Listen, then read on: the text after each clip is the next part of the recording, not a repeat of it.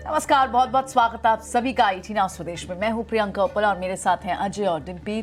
तो global market से आपको संकेत तो अच्छे दिख रहे हैं बिफोर द FOMC मीट, लेकिन क्या FOMC मीट की नर्वसनेस जो पिछले 2 दिन से दिखाई दे रही है इंडियन मार्केट्स पे, थोड़ा प्रॉफिट बुकिंग का जो एक दायरा दिख रहा है, क्या वहां पर कुछ आपको राहत मिलती हुई आज दिख सकती है?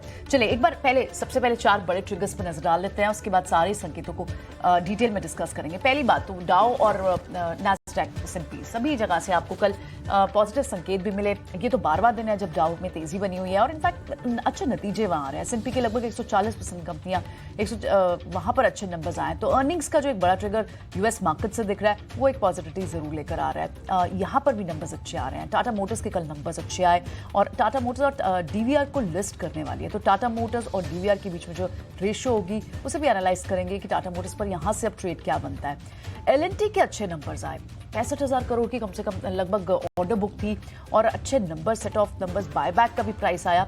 इन सब पर भी आज क्या ट्रेड स्ट्रैटेजी आगे के लिए बनती है इससे बात करेंगे। और दूसरे बड़े जो निफ्टी की 7 बड़ी कंपनियों के आज नंबर्स आने हैं, वहां आप क्या ट्रेड बनाए। और मिड कैप स्मॉल कैप में तो वैसे ही बेहद एक्शन देखने को मिल ही रहा है। तो इस बेहद एक्शन के बीच कहाँ आज के लिए प्रिसाइज एक्शन ढूंढना है, इस पर चलिए बात करते हैं। सबसे पहले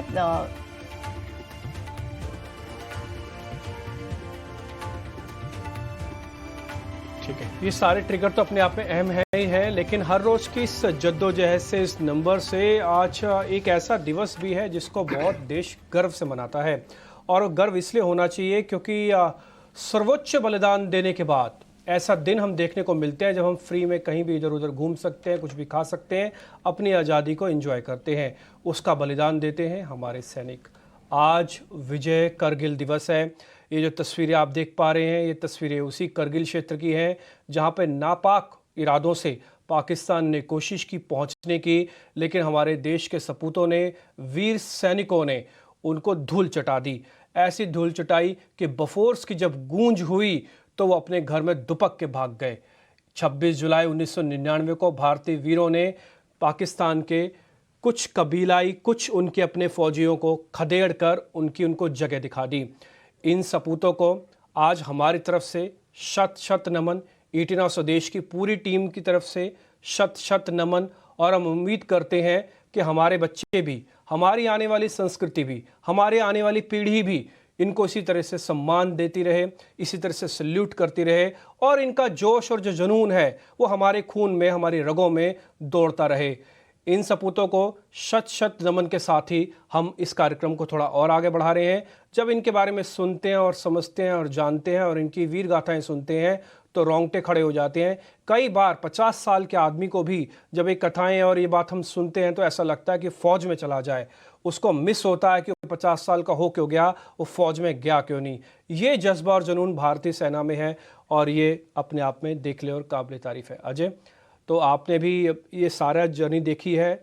उस समय अटल बिहारी वाजपेयी हमारे देश के प्रधानमंत्री हुआ करते थे। आपको पता ही है कि किस तरह से इस पूरे मुकाम को हमने जीता भी। एक तो आप पे, आपकी इस पे टिप्पणी, और दूसरा जरा ग्लोबल मार्केट्स के बारे में भी बता दीजिएगा। जी हाँ, ये ऑपरेशन विजय था जो हमने बहुत ही ज़बरदस्त तरीके से जीता। बहुत विषम स्थितियों में इंडियन आर्मी ने ये ऑपरेशन विजय जीता था, इसीलिए इसका नाम कारगिल विजय दिवस रखा गया है। डिम्पी, मैं आपको बता दूं, मेरे फैमिली मेम्बर्स हैं बहुत सारे मेरे मामा साइड से बहुत सारे लोग आर्मी में भी हैं।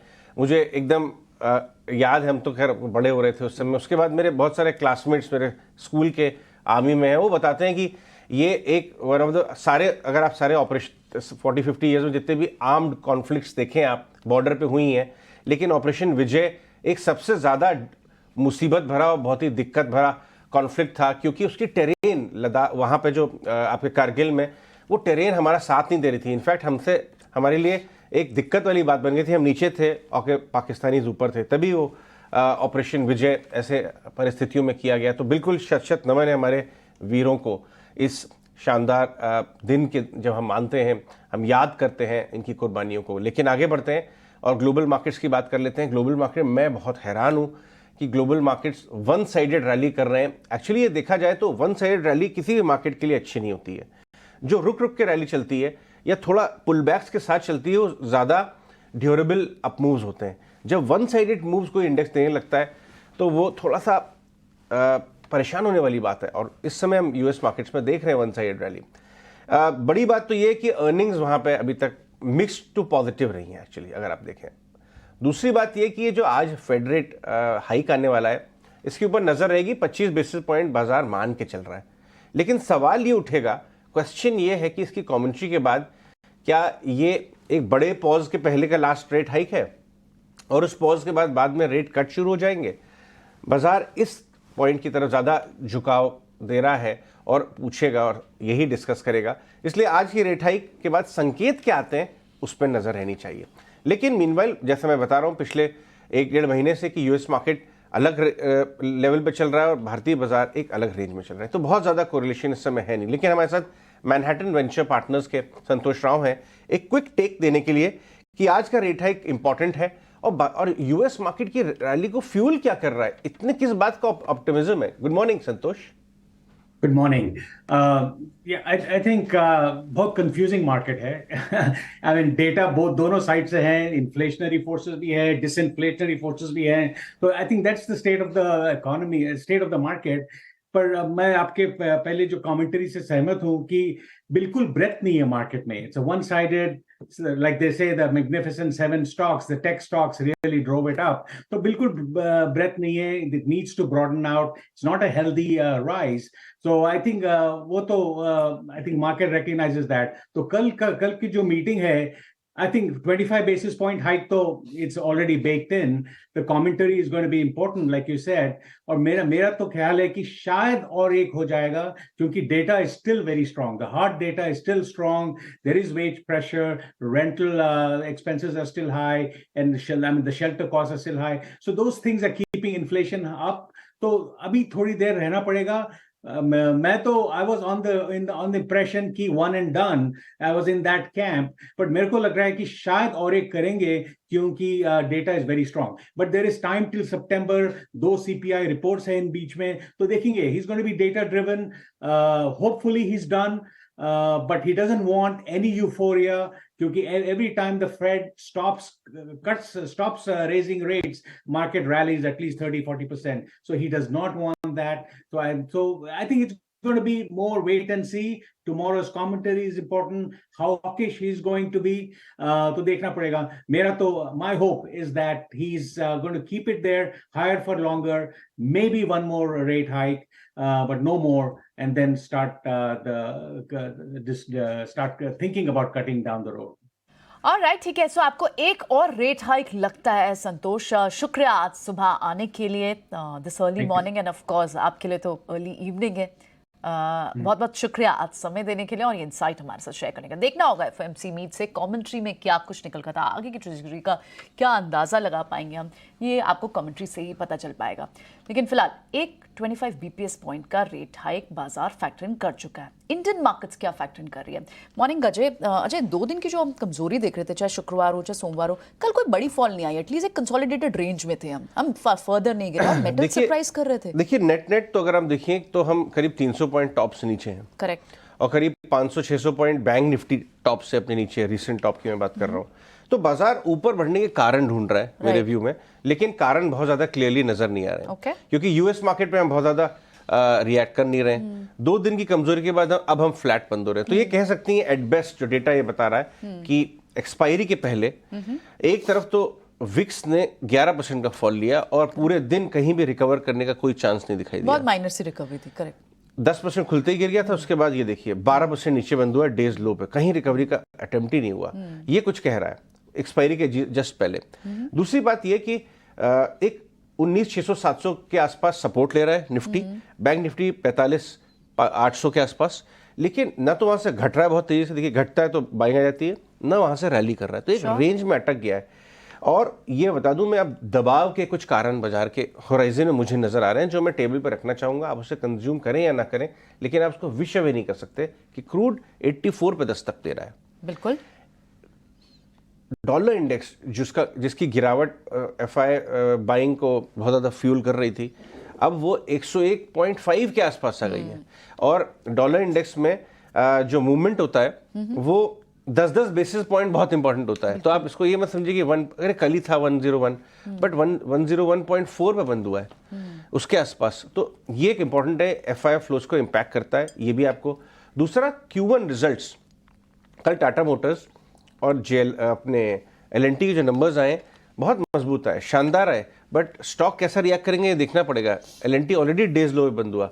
पॉइंट मैं ये कहना चाह रहा हूं कि सारे नतीजे अब तक हैं वो वाव फैक्टर नहीं है उसमें, लेकिन इनलाइन टू अगर अच्छे अनुमान की उम्मीद है, अच्छे ही आ रहे हैं। करेक्ट। अब उससे स्टॉक चलते नहीं है, कोई पॉजिटिव सरप्राइज नहीं दे रहे हैं। जब वो एलिमेंट और डिग्री ऑफ पॉजिटिव सरप्राइज नहीं है तो यहां से बाजार कितना बढ़ेगा, उन नंबर्स के ऊपर कितना ट्रेड होगा, ये सिर्फ इस समय आपको एफआई की बाइंग सपोर्ट करके बैठी हुई है, क्योंकि एफआई की लगातार बाइंग है। दूसरी तरफ आप देखिए मेटल्स और select IT stocks, large cap universe में निफ्टी में और सेंसेक्स में कल इन दोनों के अलावा कहीं पे भी बहुत ज्यादा तेजी नहीं थी। मिड कैप स्मॉल कैप भी डेज हाई पे बंद नहीं हुए, 0.5%, लेस देन 0.5% ऊपर बंद हुए हैं। तो कहीं ना कहीं आपको ये देखना पड़ेगा कि बाजार में क्या हल्की थकावट आ रही है, क्या कोई साइन है क्या थकावट का, आपको अपने स्टॉप लॉस लगा के बंद करने पड़ेंगे। डॉलर इंडेक्स 112 चली गई तो कहीं ना कहीं एफआईआई के बाइंग को भी ब्रेक लग सकता है। और कमोडिटी रैली, अभी तो क्रूड रैली कर रहा है, करेक्ट। जब ये कमोडिटी रैली चलने लगी तो कमोडिटी यूजर्स को, कल आपने देखा एशियन पेंट के नतीजों के बाद भी उसे शॉर्ट किया गया। बिल्कुल, हाँ। तो कमोडिटी यूजर्स पे दबाव आ रहा है, प्रोड्यूसर्स तेज चल रहे हैं, और प्रोड्यूसर्स चुनिंदा है, प्रोड्यूसर्स का रिप्रेजेंटेशन मार्केट में बहुत बड़ा नहीं है। तो इस पे आपको ध्यान लगाना पड़ेगा। और आज फेड की कमेंट्री पे मेरी नजर रहेगी, और उन्होंने कहा कि ये लास्ट रेट हाइक है अभी का, फिर पॉज है, शायद थोड़ा और फ्यूल मिल जाए रैली को। लेकिन ये जो अर्निंग्स खत्म होने आ रहे हैं, आज जो है 7 कंपनी के अर्निंग है, एक्सिस बैंक, DRL, सिप्ला, कैडा कंज्यूमर, तो इनकी भी कमेंट्री कितना वाव फैक्टर आता है मेरे हिसाब से ये ट्रिगर करेगा। तो बाजार जो है कारण ढूंढ रहा है ऊपर जाने के, और बहुत सारे कारण नहीं है, कारण कम होते जा रहे हैं। लेकिन डिम्पी के पास चलते हैं और जान लेते हैं कि एक्सपायरी के पहले डेटा क्या बता रहा है रोल ओवर का, और कौन से लेवल्स पे काम हो रहा है। डिम्पी बताइए। अजय, इस समय रोल ओवर के हिसाब से देखें तो थोड़ा एवरेज से हम कम है, करीब 48% का रोल ओवर निफ्टी पर है और करीब 46-47% का रोल ओवर बैंक निफ्टी पर है। अमूमन बैंक निफ्टी का रोल ओवर ज़्यादा होता है, बट इस बार थोड़ा कम है क्योंकि थोड़ा खिंचा हुआ बैंक निफ्टी है और इस पर निफ्टी उसको चेज भी कर रहा है। दूसरा पॉइंट आपने कहा कि इस समय डाटा कैसे बन रहा है, अगर आप देखेंगे ना तो आप लेवल्स के हिसाब से हमने चेंज कुछ नहीं कर रहे हैं, अभी भी हम सपोर्ट के इर्द गिर्द घूम रहे हैं। ये मार्केट सिर्फ शेक कर रहा है एक्सपायरी से पहले। देखिए एक्सपायरी का ना नेचर होता है, या तो एक्सट्रीम वॉलेटाइल कर देगा तो एक्सट्रीम डल कर देगा मार्केट को। इस समय हम एक्सट्रीम डल वाले मार्केट में है, और मैं एक बात हिंदी में हमेशा से बात रहता हूँ, तो हमने जो खाया है ना उसको पचाने वाला मार्केट है एक्चुअली में। तो आपने जितना गेन, करीब 4% का गेन है इस पूरे मंथ के अंदर, तो उस गेन को मार्केट थोड़ा डाइजेस्ट करने के लिए साइडवेज हो रहा है और कुछ नहीं हो रहा। अर्निंग्स उसको पूरा फ्यूल दे रही है वो चर्निंग करवाने के लिए, क्योंकि एक नंबर और दूसरा नंबर आमने सामने खड़ा हो जाता है वेटेज का, वो इंडेक्स को मैनेज करवा देता है। तो इसलिए मार्केट के अभी भी सपोर्ट जस के तस है। कल और परसों के सपोर्ट भी यही थे, 19,600-500 वाली रेंज, और एक्सट्रीम रखेंगे तो थोड़ा ऊपर आएंगे तो 700 वाली रेंज है। हालांकि 700 बार बार ब्रीच होने के चांसेस हैं, इसलिए 19,600-500 को ही पक्का सपोर्ट मान के चलिएगा। दूसरी बात, रेजिस्टेंस अब 850 का है। जब तक आप 850 के ऊपर क्लोज नहीं करते और बैक टू बैक 2 दिन क्लोज नहीं करते, तब तक मुश्किल रहेगी। रही बात प्रीमियम्स वगैरह कितने चल रहे हैं जुलाई मंथ में, तो जुलाई मंथ में प्रीमियम थोड़े कम हो गए हैं, अब करीब 10-15 पॉइंट का, क्योंकि कल ही एक्सपायरी है तो प्रीमियम शेड हो गए हैं। अगले सीरीज के अंदर पे प्रीमियम कोई बहुत एग्रेसिव होके नहीं जा रहे हैं, इसलिए जो डलनेस है ना, ये हो सकता है सीरीज के एंड तक चलती हुई दिखे। अगर अगले कॉन्ट्रैक्ट में तेजी होती तो हम सोचते कि एक्सपायरी के आसपास मूव मिलता, तो शायद एक रेंज का कारोबार रहेगा निफ्टी के अंदर। तो अगर आपके पास पोजीशंस है, ट्रेलिंग स्टॉप लॉस लगा के बैठे रहो, और अगर आपके पास कोई शॉर्ट पोजीशंस है, जब तक 850 के ऊपर आता नहीं आप भी बैठे रहो। तो दोनों को बैठने का अधिकार है, बट हाँ दोनों को एक ही चीज का अधिकार है, वो सिर्फ 100-150 पॉइंट का, इससे ज्यादा की मूवमेंट नहीं उनको मिलेगी। चलिए आगे बढ़ते हैं और अपने पैनलिस्ट के साथ भी बातचीत को आगे लेके चलते हैं। Correct, right. लेकिन उससे पहले एक बार डिम्पी से बैंक निफ्टी और साथ ही आज के 2 बड़े स्टॉक्स पे समझ लेते हैं। बैंक निफ्टी तो अच्छी खासी रेजिलेंस दिखा रहा है, और इनफैक्ट कल भी आप देखें तो अच्छा सपोर्ट मिल भी रहा था प्राइवेट स्पेस बैंक से। डिम्पी, क्या देख रहे हैं इंपॉर्टेंट लेवल्स टू वॉच? हाँ देखिए, 2 इंपॉर्टेंट लेवल हैं जिसको वॉच करना चाहिए। पहला 46,000 जो हम पीछे छोड़ के आ चुके हैं, पहले 2-3 दिन से हम 46,000 को बचा रहे थे तो गर्व से महसूस कर रहे थे कि देखो बैंक निफ्टी का तो 46,000 है, लेकिन 2 दिन से 46,000 आ नहीं रहा और अपने इंपॉर्टेंट सपोर्ट के आसपास रुक रहा है 45,800 के आसपास। ये सेंस ऑफ अ वार्निंग जैसा है, बस इसके अलावा कुछ नहीं है। ऐसा नहीं कि बाजार के भरभरा के एकदम से गिर जाएगा या एकदम से तेजी से चलने के लिए बैठा हुआ है। मार्केट को अब रेजिस्टेंस और सपोर्ट दोनों के बीच में खेलने की आदत सी हो गई है। और जिसको भी इंडेक्स ट्रेड करना है, कृपा करके अपने रेजिस्टेंस और अपने सपोर्ट अपने वित्तीय सलाहकारों से पूछ लीजिएगा। रेजिस्टेंस आए बेच दो, नहीं जाएगा उसके ऊपर क्योंकि दम नहीं है।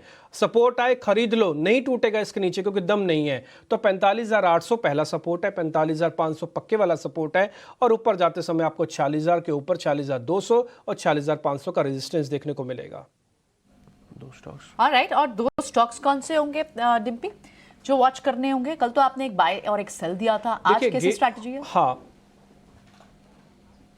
नहीं, आज दोनों बाय हैं। आज हम कोई सेल वेल नहीं दे रहे क्योंकि डाटा ऐसा है ही नहीं। सेल देने पर भी मार्केट ना उसको रिवॉर्ड नहीं कर रहा है। एक्चुअली क्या बुल रन है, आप बुल रन में सेल ढूंढते तो हैं डाटा के बेसिस पर, लेकिन वो ज़रा मिलता नहीं है आपको। इसलिए आप तेज़ी वाले स्टॉक्स के साथ ही चलें, और थोड़े ये आप 2-4 दिन रखने वाले स्टॉक्स हैं। उसमें पहला शेयर होगा गेल का, आप इस पर ध्यान रखिएगा। मैं चार्ट एक जरिए आपके दिखा सकता हूँ। ये ना 5वीं बार अटैम्प्ट ले रहा है पार होने की, 5th अटैम्प्ट है इसकी इस रेंज को पार करने की, जहाँ पे ट्रेड ले रहा है 116-117 की रेंज का। पार हो गया तो अच्छा चलेगा, और ये 5 बार का जो ब्रेकआउट है उसको काम आएगा। इसके अंदर डिलीवरी की पोजीशंस भी ठीक है, इसके अंदर आपके F&O की पोजीशंस भी लॉन्ग साइड पे बन रही है। तो 2-3 डाटा ठीक लगा मेरे को, और 5 बार का जो रेजिस्टेंस है वो फिर से फेस हो रहा है। पार हो गया तो ये धीरे धीरे करके चल जाएगा आगे। गेल के शेयर पे ध्यान रखें। दूसरा शेयर होगा जी एंटरटेनमेंट। देखिए शेयर ना वॉलेटाइल है, और मैं इसको हिंदी में बोल सकता हूँ थोड़ा नटखट भी है।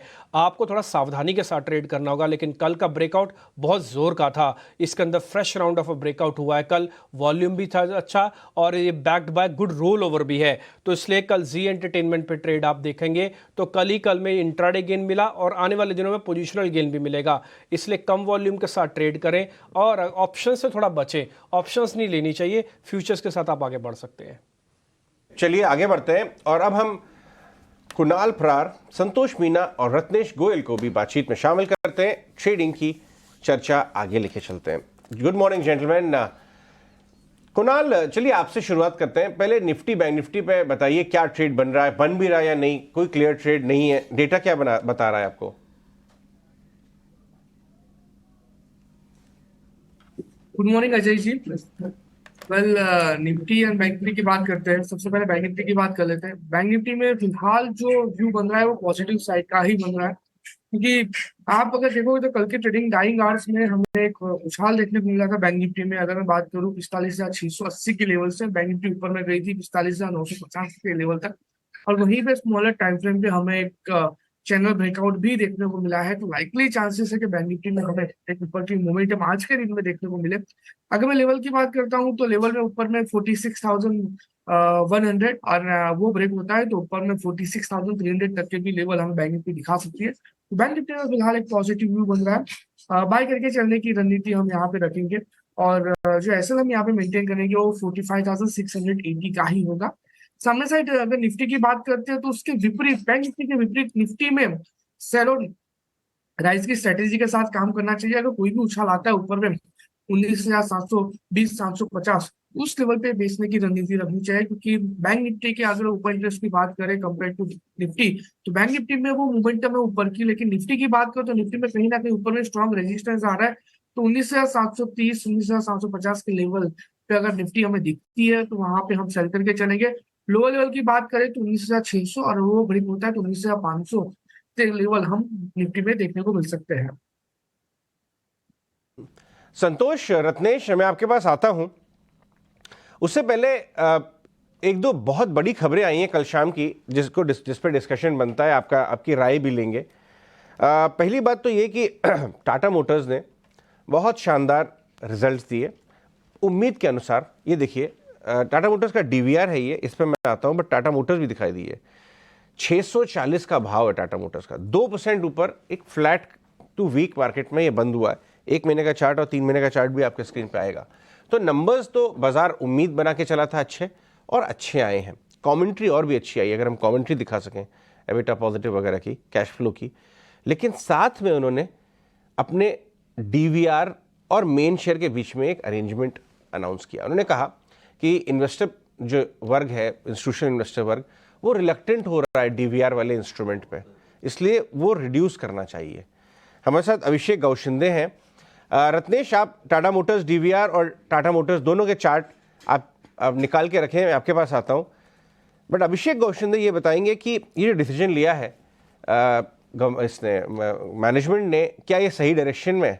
प्रदर्शन तो ठीक है, प्रदर्शन सॉलिड की उम्मीद थी, सॉलिड है, और ऑपरेशनली कमेंट्री अच्छी आई है, लेकिन टाटा मोटर्स डीवीआर और टाटा मोटर्स मेन शेयर में जो इन्होंने रिडक्शन का डिसीजन लिया है, वहाँ पे पैसा क्या बनेगा, कहाँ पे ज़्यादा आर्बिट्राज है अभी भी यहाँ से? गुड मॉर्निंग अभिषेक। अभिषेक बताइए आप, ये तो एकदम सरप्राइजिंग मूव था या फीडबैक आ रहा था मैनेजमेंट को इसका? और ये बताइए इन्वेस्टर को क्या करना चाहिए? Hi, Ajay, thank you for having me on this show. Definitely आप जो कह रहे हैं बिल्कुल सही है कि रिजल्ट बहुत अच्छे थे, और उसके बाद जो ये कंपनी ने जो अनाउंसमेंट किया है उसको स्ट्रीट पॉजिटिव ले लेगा, क्योंकि अगर आप देखें तो डीवीआर शेयर भी जो है वो एक तरह का इक्विटी शेयर ही है, जैसा कि हमारा ऑर्डिनरी शेयर है, परंतु हो ये रहा है कि डीवीआर शेयर जो है वो डिस्काउंट पे चल रहा है, और डीवीआर का मार्केट कैप और ऑर्डिनरी मार्केट शेयर का मार्केट कैप जब आप ऐड करते हैं तो टोटल मार्केट कैप में वो गति नहीं देखने को मिलती जो कि ऑर्डिनरी शेयर्स के मार्केट कैप में देखने को मिलती है। हिस्टोरिकली जब ये लॉन्च किया गया था तब वो डिस्काउंट 10-15% का हुआ करता था, बट गोइंग फॉरवर्ड इसमें डिस्काउंट बढ़ता चला गया। अभी तकरीबन 40% का डिस्काउंट है डीवीआर शेयर्स और ऑर्डिनरी शेयर्स में। नाउ अभी कंपनी ने क्या किया है? अभी कंपनी ने एक तरह का बायबैक ऑफर किया है, जिसमें कंपनी एक स्वैप रेशियो दे रहा है, यानी कि कंपनी का कोई कैश आउटफ्लो नहीं हो रहा, परंतु ओवरऑल इक्विटी जो हो रहा है वो कंपनी का रिड्यूस हो रहा है। तो कंपनी ये कह रही है कि टाटा मोटर्स ये कह रही है कि 7 शेयर, जिन लोगों के पास आज 10 डीवीआर शेयर्स हैं, उनको 7 शेयर्स जो कॉमन ऑर्डिनरी शेयर्स जो भी तकरीबन 640 रुपए का चल रहा है वो दे दिया जाएगा। अगर आप मैथमेटिक्स देखें तो जो रेशियो जो 7:10 हो रहा है, और इसको आप अगर स्टॉक प्राइस में देखें तो जो आज डिस्काउंट आपको दोनों शेयर्स के बीच में 40% का देखने को मिल रहा है, 43% देखने को मिल रहा है, वो तकरीबन डिस्काउंट जो है 30% के आसपास हो जाएगा। तो 30% का डिस्काउंट अगर हो रहा है तो आर्टिफिशियली कितना भी आप इंक्रीज कर लेते थे, वो प्राइस जो है वो डिस्काउंट लेवल मेंटेन था 40% 45% के आसपास। But because of this buyback offer आपका जो डिस्काउंट लेवल है वो 40% से 30% हो रहा है। इसका मतलब है कि डीवीआर शेयर आज जिस भाव पर चल रहा है वो भाव से जो स्वैपिंग डील के बाद भाव होगा, वो भाव जो है वो प्रीमियम होगा। तो कंपनी के अनुसार वो प्रीमियम तकरीबन 23% के आसपास होगा।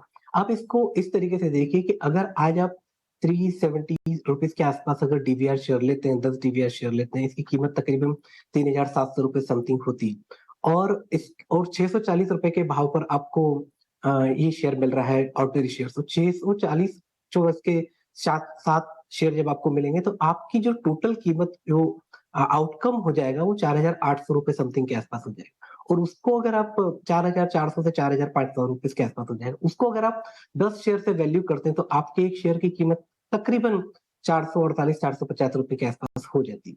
तो ये जो 23-25% का जो प्रीमियम है वो आपको इस स्वैप डील से मिलता है। अब जैसे जैसे डीवीआर जो ऑर्डिनरी शेयर है उसका भाव इंक्रीज होगा, क्योंकि कंपनी के ऑपरेटिंग परफॉर्मेंस अच्छे है, वो रिफ्लेक्ट होंगे, तो ये जो डीवीआर का शेयर है ये 30% डिस्काउंट वाला जो गैप है उसमें रहेगा, तो इसकी भी कीमत में बढ़ती चली जाएगी। So in nutshell over the period आपका दोनों शेयर्स के बीच में डिस्काउंट रिड्यूस होगा और डीवीआर शेयर्स का प्रीमियम इंक्रीज होगा। सीधा सीधा प्रीमियम अभी मिल रहा है लगभग 23-24% टाटा मोटर डीवीआर के शेयर होल्डर्स को। बिल्कुल शुक्रिया अभिषेक, ये सारा एनालिसिस हमें समझाने के लिए, हमारे व्यूअर्स को ये बताने के लिए बहुत बहुत शुक्रिया आपका आ जाने के लिए। चलिए एक बार ट्रेड डिस्कस करते हैं, रत्नेश से समझते हैं। रत्नेश, एक बार आप दोनों के चार्ट चेक करके बताएं। फेवर तो देखिए टाटा मोटर्स डीवीआर के इस न्यूज़ से हो रहा है, लेकिन टाटा मोटर्स के अच्छे नंबर्स का भी इम्पैक्ट आ जा सकता है, और टाटा मोटर डीवीआर इस शेयर रेशियो के चलते आज दोनों स्टॉक्स पे कैसा एक्शन आ सकता है? गुड मॉर्निंग एवरीवन, सभी दर्शकों को नमस्कार। डेफिनेटली टाटा मोटर का चार्ट देखे तो काफी अच्छा एक कंटिन्यू हाई राइज का पैटर्न का हमको चार्ट पे देखने को मिल रहा है, और इसमें 2015 के हाई के ऊपर का एक ब्रेकआउट भी इसने अपने चार्ट पे दिखाई दे रहा है। आज के रिजल्ट के बाद में डेफिनेटली कुछ थोड़ा सा ये ऊपर खुल सकता है, तो खैर ऊपर एकदम मेरे हिसाब से गैप अप में तो नहीं बाय करना चाहिए, पर डेफिनेटली अगर किसी के पास है तो अभी उनको रुकने की ही सलाह दूंगा। टाटा मोटर में भी अपना ट्रेलिंग स्टॉप लॉस लगा ले 600 रुपीज का, और इस स्टॉक में बिल्कुल बने रहे। मुझे ऐसा लगता है कि हमको कहीं ना कहीं बहुत जल्दी इसमें 700 रुपए तक के टारगेट आने वाले दिनों में देखने को मिल सकते हैं। और टाटा मोटर डीवीआर का देखे थे, इसमें काफी अच्छा फॉलिंग वेज का पैटर्न का ब्रेकआउट हमको देखने को मिला था। उसके बाद में फिर से एक कंसोलिडेशन देगा, फिर एक फ्लैग पैटर्न का ब्रेकआउट देखने को मिला, और इसने भी अपने लगभग 2015 के हाई का एक ब्रेकआउट दिया है। तो डेफिनेटली आज भी न्यूज के कारण थोड़ा सा तो जहाँ तक मुझे उम्मीद है थोड़ा सा ऊपर ही खुलेगा। तो इसमें भी मेरी यही सलाह रहेगी, अगर किसी ने ले रखा है तो वो अभी थोड़ा बना रह सकते हैं, और पर नई सलाह नई बाइंग पे गैप अप पे नहीं रहेगी। इसमें एक ट्रेल स्टॉप लॉस लगा ले अपना 365 का, और इसमें भी थोड़ा सा बने रहे। ये हो गया टाटा मोटर्स का ट्रेड और इन्वेस्टमेंट। अभिषेक और रत्नेश ने आपको समझाया। अभिषेक, बहुत बहुत शुक्रिया आज हमसे सुबह सुबह बात करने के लिए। अभिषेक गौशिंदे बता रहे हैं कि डिसीजन क्या है और किस तरह रिएक्ट करेंगे दोनों स्टॉक्स। आगे बढ़ते हैं और अब हम बात करते हैं एल&टी की, और हमारे साथ संतोष मीना है। एल&टी का एक बार आप स्टॉक देखिए, ऑलमोस्ट 2600 रुपये के आसपास ये पिछले 1 महीने 3 महीने से चल रहा है। स्पेशली जब बायबैक की खबर आई थी, ये देखिए सॉलिड नंबर्स हैं अबव तीनों काउंट्स पे। 52 वीक हाई पे है, 50% एफएनओ स्टॉक चला है पिछले 52 हफ्तों में। आप समझ लीजिए 2600 रुपये पे आके ये अटका हुआ है। सॉलिड नंबर्स, कमेंट्री भी अच्छी है और बायबैक। दिक्कत ये है कि 1 महीने का चार्ट लाइए डायरेक्टर साहब, कि चला हुआ है स्टॉक। क्या यहाँ से अगर मैं लेके बैठा हूँ, इसीलिए शायद कल ये रिजल्ट के अंदर जाते वक्त भी डेज लो में बंद हुआ। ये देखिए 200 रुपये तो ये इस महीने चला है इस सीरीज में। दिक्कत ये है कि यहाँ से लेना चाहिए, डिक्लाइन पे लेना चाहिए, या मैं लेके बैठा हूँ और अच्छा मुनाफा आ रहा है तो निकल जाना चाहिए। इसकी कमेंट्री भी आप लिखी आइए, ये भी एक ध्यान देने बात है। चार्ट देख के संतोष बताइए, एल&टी में ट्रेड क्या बन रहा है? अभी हम ब्रोकरेज कम्युनिटी की ओपिनियन वो सब भी ले आएंगे, लेकिन खास बात यह है कि जो बायबैक आया है वो उम्मीद के अनुसार आया है, रिजल्ट सॉलिड है और स्टॉक चला हुआ है। हाँ, ये सचिन जी, गुड मॉर्निंग।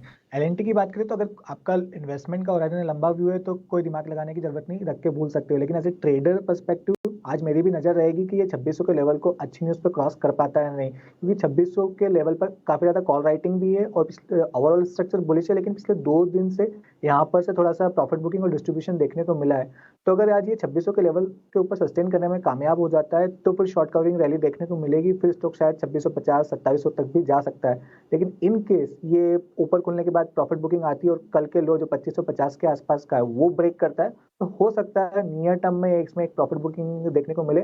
फिर लोअर लेवल से हम बाइंग के मौके ढूंढेंगे। अगर लोअर लेवल में 2400 के आसपास मिलता है तो फिर से बहुत अच्छी बाइंग अपॉर्चुनिटी रहेगी। लेकिन एज ए ट्रेडर है तभी इन लेवल्स पे ध्यान रखें। इन्वेस्टर्स है तो मेरे हिसाब से स्टॉक को ज्यादा छेड़ना नहीं चाहिए, रख के भूल जाना चाहिए। ठीक है, रख के भूल भी जाना चाहिए। कई बार ये भूले हुए स्टॉक्स भी आपको 40% का रिटर्न दे सकते हैं। इसे अजीब भी आपको बता भी रहे थे एल&टी। अब हमारे साथ हेमंत कपाड़िया भी जुड़ चुके हैं, उनसे भी हम कुछ एक ट्रेड लेंगे। लेकिन एक काम करते हैं, पहले से ही हमारे साथ संतोष और रत्नेश है। रत्नेश, आपसे पहले ट्रेडिंग कॉल्स क्या शुरुआत करते हैं? आपके ट्रेडिंग कॉल्स क्या, पहले ये बताइए। मेरे हिसाब से थोड़ा सा हमको मिड कैप पे ध्यान देना चाहिए, क्योंकि इंडाइसेस में थोड़ा सा कंसोलिडेशन देखने को मिल सकता है फेड की मीटिंग के कारण और एक्सपायरी के कारण। तो मेरा पहला सेंचुरी टेक्सटाइल का कॉल रहेगा। सेंचुरी टेक्सटाइल्स में काफी अच्छा हमको एक राउंडिंग फॉर्मेशन देखने को मिला, उसके बाद में एक ब्रेकआउट देखने को मिला। कल के सत्र में भी अच्छी वॉल्यूम एक्टिविटी देखने को मिली। तो सेंचुरी टेक्सटाइल में मुझे 982 का स्टॉप लॉस लगाना चाहिए, 1030 का टारगेट दिखता। दूसरा मेरा हुडको का कॉल रहेगा। हुडको में काफी अच्छा एक काफी हैंडल का पैटर्न का हमको ब्रेकआउट देखने को मिल रहा है और काफी अच्छा एक वॉल्यूम एक्टिविटी देखने को मिली। तो मुझे ऐसा लगता है हुडको में एक तेजी अच्छी बन सकती है। 62.50 का स्टॉप लॉस लगाना चाहिए, 68.50 का टारगेट। ओके, ठीक है। तो ये हुडको एक अच्छा ब्रेकआउट कैंडिडेट है। कल की क्लोजिंग अच्छी है, आज आपने ट्रेडिंग कॉल्स में इसको कन्वर्ट कर दिया। 6850 तक का टारगेट है। दूसरा सेंचुरी टेक्सटाइल है। संतोष, आपकी ट्रेडिंग कॉल्स क्या हैं? मेरा भी पहला कॉल हुडको ही रहेगा। डेफिनेटली इसका चार्ट स्ट्रक्चर बहुत अच्छा हो रहा है। Classical cup and handle formation का ब्रेकआउट आया, आप देखिएगा पूरा पीएसयू थीम बस कर रहा है। ये साल मुझे लगता है पूरा पीएसयू के नाम ही रहेगा और अभी भी तेजी का मोमेंटम जारी है। सो यहाँ पर मुझे लगता है 67.5 का टारगेट आसानी से अचीव होते नजर आएगा। 63 का स्टॉप लॉस रहना चाहिए। दूसरा स्टॉक मेरा अंबुजा सीमेंट है। कल Adani group specially cement stocks में एक अच्छा मोमेंटम देखने को मिला।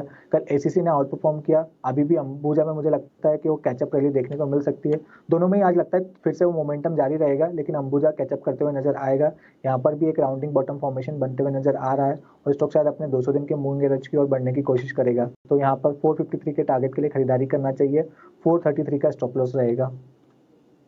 ये तो हो गए संतोष की रिकमेंडेशन। अब एक बार हिरेन की भी समझ लेते हैं। हिमेन, बताएं आपकी क्या है आज की रिकमेंडेशंस?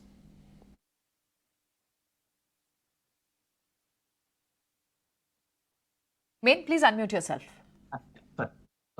Good morning. पहला जो स्टॉक है वो है अंबुजा सीमेंट। 4.5 हफ्तों के साइडवेज मूव में से ब्रेकआउट की पूरी तैयारी है। 415 और 440 ये लेवल है और ब्रेकआउट यहाँ पे है। इंडिकेटर सपोर्ट है 55 डे एक्सपोनेंशियल के मूविंग एवरेज के ऊपर है। Weekly picture is improving. तो पहला अंबुजा सीमेंट 440 की एंट्री, 425 का स्टॉप लॉस और 470 का टारगेट अंबुजा सीमेंट पोजीशन रहेगा। दूसरा स्टॉक है ABFRL। बहुत टाइम से अंडर परफॉर्मेंस है। कल अपवर्ड बार रिवर्सल दिया है after taking support on the 55 day exponential moving average. Mechanical indicators के क्रॉसओवर बाय आ चुके हैं डेली चार्ट पे और ये 216.17 का रेजिस्टेंस लेवल था, उसके ऊपर उसने पद दिया है। तो ABFRL रहेगा बाय कॉल। 217 की एंट्री, 210 का स्टॉप लॉस और 231 का टारगेट ABFRL। तो अंबुजा सीमेंट और आदित्य बिरला, ठीक है। अब कुणाल के भी कॉल समझ लेते हैं। कुणाल बताएं आपकी रिकमेंडेशंस। दो कॉल है।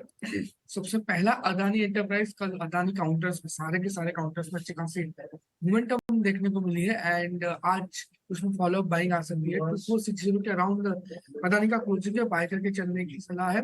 2309 2390 का हम यहाँ पे ऐसे मेंटेन करेंगे। टारगेट की बात करते हैं तो 2520 का पहला टारगेट है एंड जैसे वो ब्रेक होता है 2570 2570 का दूसरा टारगेट भी हमें देखने को मिल सकता है। एंड दूसरा जो स्टॉक है वो GNXL है। 978 के अराउंड का क्लोजिंग है उसका। 950 पे बाय करने की सलाह रहेगी। टारगेट 1006 और वो जैसे ही ब्रेक होता है 1040 का दूसरा टारगेट भी हमें देखने को मिल सकता है। ये तो हो गए आपके ट्रेडिंग आइडियाज। पार्थिव शाह भी हमारे साथ जुड़ रहे हैं बाजार की बातचीत लेके जाने के लिए। पार्थिव, आज 7 निफ्टी कंपनियों के अर्निंग्स आने हैं, आपकी नज़र कौन से में बनी हुई है जिस पे आप खास तौर पर ध्यान रखेंगे? Good morning Ajay. देखिए अजय, एक्चुअली मुझे ऐसा लग रहा है कि अभी तक का अगर हम रिजल्ट्स का सिनेरियो देखें तो काइंड ऑफ मिक्स बैग रहा है। बिकॉज Q1 के अंदर जो उम्मीद थी कि overall I think minimum around 16 to 18% जितना निफ्टी की कंपनी के अर्निंग्स ग्रोथ आए, अभी तक नो डाउट इन लाइन है काफी नंबर्स, लेकिन still it is not something which beats the market expectations. तो उस लिहाज से आई थिंक अभी जो बाकी के जो नंबर्स है उसमें बहुत इंपॉर्टेंट रहेगा कि कवर अप हो। बिकॉज आई थिंक ओवरऑल अगर देखें तो मार्केट की ट्रेजेक्टरी काफी स्ट्रांग है, फ्लो इनफ्लो एकदम स्ट्रांग है। लेकिन आई थिंक अभी it is very important to see the broader earnings of the market. अभी जो बचे कुछ अर्निंग्स है, आई थिंक वहां से क्या कमेंट्री आके आती है और अगले क्वार्टर्स में क्या वो लोग बताते हैं about the margin expansion, I think that will be the key commentary going ahead. ठीक है, डन। अब हम पूजा को अपने साथ और कनेक्ट कर लेते हैं। पूजा आपको ये बताने वाली है कि और अर्निंग्स कौन कौन सी थी, या वो सभी अर्निंग्स का पूरा एक कंपाइल करके आपके सामने एक लिंक दे रही हैं। पूजा गुड मॉर्निंग, बताएं इस बार की अर्निंग्स जो आपने कल देखी हैं वो कौन कौन सी थी? जी गुड मॉर्निंग। शुरुआत निफ्टी के नतीजे से करते हैं। SBI लाइफ की अगर बात करें तो हर फ्रंट पर नतीजे कमज़ोर नज़र आ रहे हैं। नेट प्रीमियम 18% से बढ़ी है कंपनी की। मुनाफा देखेंगे तो वहां पर 45% की ग्रोथ कंपनी ने दर्ज की है। वायदा बाजार से डिक्सन टेक के नतीजे आए हैं, नतीजे कमज़ोर हैं।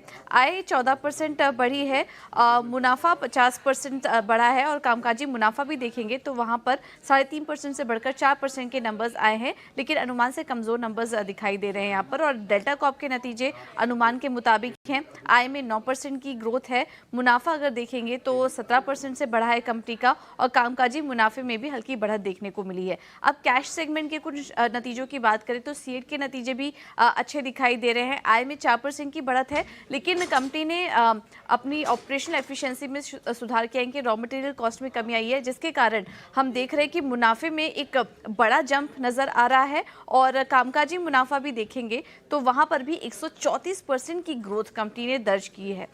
इसके अलावा यूटीआई एएमसी के भी नतीजे काफ़ी स्ट्रॉन्ग नज़र आ रहे हैं।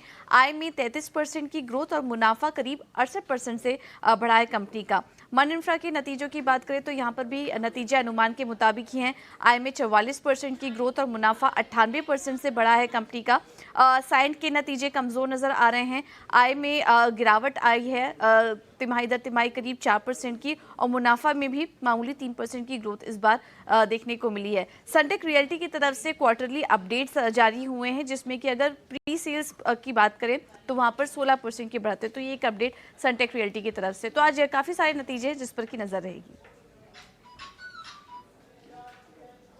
को भी एक बार डिस्कस कर लेते हैं। मन इंफ्रा के ऊपर अगर हम देखें, नंबर्स डबल हो गया प्रॉफिट लगभग, और मार्जिन एक्सपेंशन भी है। जरा इसके चार्ट को भी लेके आइए, देखिए 44 से सामने करीब 90 करोड़ का प्रॉफिट आया है, 50% टॉप लाइन ग्रोथ है। इनफैक्ट रियल एस्टेट स्टॉक्स में इस क्वार्टर ट्रेंड ये देखा है कि क्वालिटी रियल एस्टेट स्टॉक्स बहुत बढ़िया रिजल्ट देते आए हैं। स्टॉक 3 महीने में 50% करीब करीब बढ़ा हुआ है। इसके चार्ट्स देख के बताएंगे आप संतोष। 120-21 का भाव है, क्या लगता है? ये सर जी, इसका चार्ट स्ट्रक्चर काफ़ी अच्छा है, एक बुलिश है, फ्लैग फॉर्मेशन का ब्रेकआउट भी आया है। हालांकि जो इसके पुराने हाई थे वो करीबन यहीं थे 125-30 की रेंज में, तो एक थोड़ा सा रेजिस्टेंस एरिया जरूर है, बट स्ट्रक्चर बुलिश है। जब तक स्टॉक 114 के ऊपर ट्रेड कर रहा है, मेरे हिसाब से खरीदारी का ही व्यू रहना चाहिए। 114 के नीचे फिसलता है तो फिर प्रॉफिट बुकिंग आ सकती है, लेकिन जैसे 130 क्रॉस करेगा हमको 150 रुपये तक की अपसाइड देखने को मिल सकती है। और स्टॉक डिस्कस करना जरूरी है, KPIT टेक। हालांकि रिजल्ट तो इसका रिजल्ट्स तो आपके आए थे मार्केट आवर्स में, लेकिन कमेंट्री जो आई है वो काफ़ी अच्छी सॉलिड कमेंट्री आई है मार्केट आवर के बाद भी। KPIT टेक फ्लैट बंद हुआ, स्टॉक में थोड़ी सी कमज़ोरी है। इनफैक्ट 3 महीने में 15% चला है। बाकी सारे IT स्टॉक्स को आउट परफॉर्म किया है, बट IT ओवरऑल सेक्टर में दबाव है। पार्थिव, आप mid cap IT stock Cyient, KPIT, उसमें वैल्यू बाइंग के मूड में हैं या अवॉइड करेंगे? देखिए, आई थिंक KPIT का अगर अभी रिसेंट नंबर्स देखे तो I think dollar revenue growth around 49% year on year, which is a fantastic number. और डिस्पाइट द फैक्ट कि KPIT अगर वैल्यूएशंस के लिहाज से देखे कि अराउंड 65 ट्रेल मल्टीपल पे चल रहा है, तो आई थिंक इस तरह का ग्रोथ ट्रेजेक्टरी अगर बरकरार रहता है तो डेफिनेटली ये वैल्यूएशंस जस्टिफाइड रहते हैं। अगेन कंपनी का ये कहना है कि ऑटोमोटिव सेगमेंट में उन्होंने काफी मास्टरी की और यहाँ पे ही उनका फोकस रहेगा। और KPIT will be in the limelight because हम जानते हैं कि आगे जाते पाइपलाइन में टाटा टेक्नोलॉजी जैसी कंपनी जो अगेन ऑटोमोटिव वर्टिकल पे काफी बड़ा फोकस है, उसके वैल्यूएशंस अनलॉक होंगे तो it will be helpful for KPIT। Order book काफी स्ट्रांग है, ग्लोबल मेजर OEM से काफी इंक्वायरीज आ रही है, that was the highlight of the con call in KPIT। और नो डाउट आई थिंक हमेशा एक वैल्यूएशन कंसर्न रहता है, और मार्जिन्स एक ऐसी चीज है जहां पे हम देखते हैं because of attrition in other cost एक कंट्रोल नहीं रह पा रहा है। तो अगर मार्जिन्स पे अगर स्टेबिलिटी आती है तो मुझे लगता है कि KPIT कैन डू वेल। लेकिन इन्वेस्टर्स के लिए यही सलाह रहेगी कि ये जो मिड कैप IT स्पेस है जहाँ पे इंजीनियरिंग सर्विसेज है, अगर IoT की बात करें, EMS स्पेस की बात करें, यहाँ पे भी वैल्यूएशंस एक रिच है।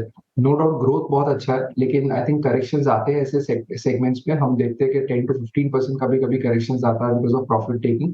That would be the time की इन्वेस्टर्स रुचि ले सकते हैं। Cyient is also something which is doing very well, और ये ट्रेडिशनल IT सर्विसेज बिजनेस से काफी अलग है, तो ये चीज इन्वेस्टर्स को ध्यान में रखनी है। ये सेगमेंट अच्छा ग्रो कर रहा है, मैक्रो हेडविंड्स अभी तक उनको इतना प्रेशर नहीं किया है, तो any correction of 10 to 15% I think definitely अच्छे एंट्री पॉइंट्स हो जाएंगे। ओके, ठीक है, ऑलराइट। तो साइंट को आपने KPIT टेक को तो बताया, साइंट को भी बाय ऑन डिप्स बताया, ठीक है। बढ़ेंगे आगे और अब आज की बड़ी ब्रोकरेज रिपोर्ट समझ लेते हैं। वमाक्षी हमारे साथ बनी हुई है। वमाक्षी, बताएं। जी बिल्कुल, शुरुआत करते हैं हम एशियन पेंट्स के साथ। हम देख रहे हैं कंपनी के नतीजों के बाद ब्रोकरेज रिपोर्ट्स आई है। लार्जली ब्रोकरेजेस का कहना है कि सारे ही सेगमेंट्स में काफ़ी अच्छी ग्रोथ देखी गई है और मार्केट शेयर गेन्स भी नज़र आए हैं। ओवरऑल इकोनॉमी सेगमेंट में मैनेजमेंट डिमांड आउटलुक को लेकर भी काफ़ी ऑप्टिमिस्टिक नज़र आ रहे हैं और इनफैक्ट उनका कहना है कि लिमिटेड इम्पैक्ट नज़र आ रहा है रासिम जैसे नए प्लेयर्स से। तो ओवरऑल अगर हम देखें, मॉर्गन स्टैनली ने अपनी अंडरवेट की राय को ज़रूर बरकरार रखा। टारगेट प्राइस दिया 2702 रुपीज़ प्रति शेयर का, और मक्वायरी की तरफ से हालांकि आउट परफॉर्म की राय आ रही है। इन्होंने अपना टारगेट प्राइस बढ़ाया है 3800 से बढ़ाकर 3900 रुपीज़ प्रति शेयर पर कर दिया है। L&T भी हमारे रेडार पर। लार्जली ब्रोकरेजेस का कहना है कि कोर बिजनेस में एग्जीक्यूशन एक पॉजिटिव सरप्राइज आया है। बायबैक का क्वांटम जो कंपनी ने अनाउंस किया है वो कॉन्फिडेंस दिखाता है कंपनी के फ्यूचर कैश फ्लोज में। ओवरऑल वैल्यूएशंस भी री रेटिंग की तरफ पॉइंट आउट कर रहे हैं। ओवरऑल सारे ब्रोकरेजेस पॉजिटिव नजर आ रहे हैं। L&T पर जेफरीज की तरफ से खरीदारी की राय आ रही है और मॉर्गन स्टैनली ने अपनी ओवरवेट की राय को बरकरार रखा और दोनों ही ब्रोकरेजेस ने अपने टारगेट प्राइस को बढ़ाया है। इसके अलावा टाटा मोटर्स भी हमारे रेडार पर है। लार्जली ब्रोकरेजेस का कहना है कि JLR और भारतीय CV बिजनेस के चलते अर्निंग्स बीट कंपनी ने रिपोर्ट की है, मगर PV बिजनेस के जो मार्जिन है यहाँ पर थोड़ी कमजोरी नजर आ रही है। आगे चलते मार्जिन के लिए अपसाइड रिस्क नजर आ रहे हैं और in fact India EV ramp up एक की थीम रहेगा ये कंपनी के लिए। तो ओवरऑल टाटा मोटर्स के लिए मॉर्गन स्टैनली की तरफ से ओवरवेट की राय आ रही है। जेफरीज ने खरीदारी की राय दी है और अपना टारगेट प्राइस 100 रुपये से बढ़ाकर 800 रुपये प्रति शेयर पर कर दिया है। इसके अलावा जुबिलेंट फूडवर्क्स भी हमारे रेडार पर। लार्जली ब्रोकरेजेस का कहना है कि पहले तिमाही में कंपनी के नतीजे अनुमान से कमजोर आए हैं, डिमांड आउटलुक भी थोड़ा अनसर्टन नजर आ रहा है और इनफैक्ट मैक्वायरी के लिए जुबिलेंट एक की अंडर परफॉर्म है एशिया मार्क की लिस्ट पर। तो ओवरऑल अगर हम देखें ब्रोकरेज की तरफ से काफ़ी प्रॉमिसिंग कमेंट्री तो नहीं नजर आई है जुबिलेंट फूडवर्क्स के लिए।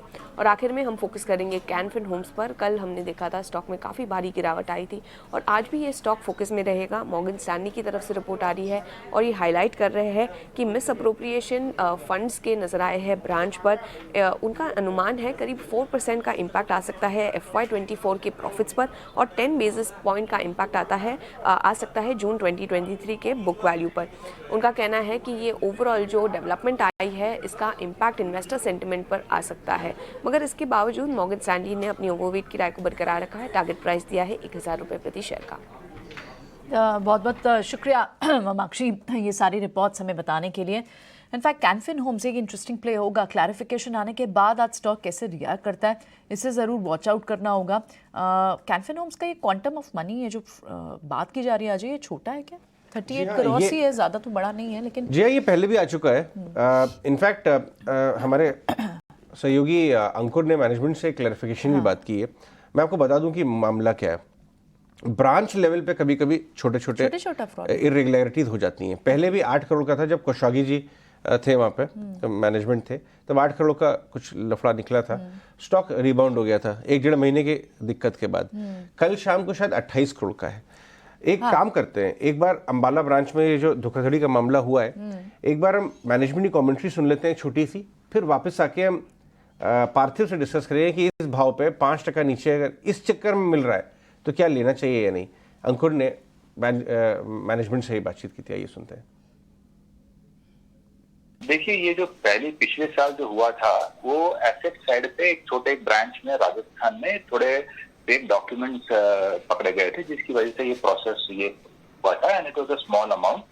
एंड उसके चलते जो प्रोसेस रिव्यू हुआ था, कैनरा ने अपनी तरफ से कुछ लोगों को डिप्यूट किया था, तो वो सब process reviews on the asset side मतलब एडवांसेस के साइड पे हुआ था। अब ये जो है ये थोड़ा डिफरेंट एस्पेक्ट पे हुआ है, जिसमें एक स्टाफ ने अपने चेक साइनिंग पावर्स को मिसयूज किया है और थोड़ा फंड्स विड्रॉ कर लिया है, showing it as a sweep out transaction. अभी ये जो है वो completely not related to assets है और ये भी दरअसल ऐसा है कि हमने अपनी तरफ से मेरे ज्वाइन होने के बाद कुछ स्टेप्स इम्प्लीमेंट किए थे, हम इम्प्लीमेंट करने के प्रोसेस में थे, जैसे कि CMS है और ये सेंट्रलाइजेशन ऑफ डिसबर्समेंट जो है ये हम इम्प्लीमेंट करने की सोच रहे थे और उसके चलते हमने जब ये एक्टिविटी शुरू किया तब ये पकड़ में आया है। So process of improvement in the processes तो अभी चल ही रहे हैं और अभी ये आया है तो हम कैनरा बैंक से एक ऑनलाइन डिजिटल रिकंसिलिएशन का एक सिस्टम भी है कैनरा के पास जो बहुत इफेक्टिव है, वो भी हम इम्प्लीमेंट करने की सोच रहे हैं। अभी देखिए, अभी आने के 4 महीने में ऑफ कोर्स मेरे जस्ट 4 मंथ्स हुए हैं, तो हमने ऑलरेडी थोड़ा ट्रेनिंग, सक्सेशन प्लानिंग वगैरह सब तो ऑलरेडी इम्प्लीमेंट कर दिया है और रिस्क साइड पे भी। तो ये है प्रियंका पूरा मामला। 4.5% स्टॉक गिर गया, मतलब आप समझ लीजिए 28 करोड़ का जो पूरा और 500 करोड़ का मार्केट कैप वाइप हो गया।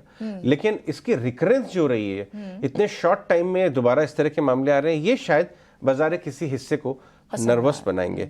ऐसा नहीं कि बिजनेस मॉडल शेक इन हो गया या मैनेजमेंट ने कुछ ऐसा काम किया एक पर्टिकुलर ब्रांच में। आ क्यों रही है पार्थिव, आप इस बात का जवाब दीजिए।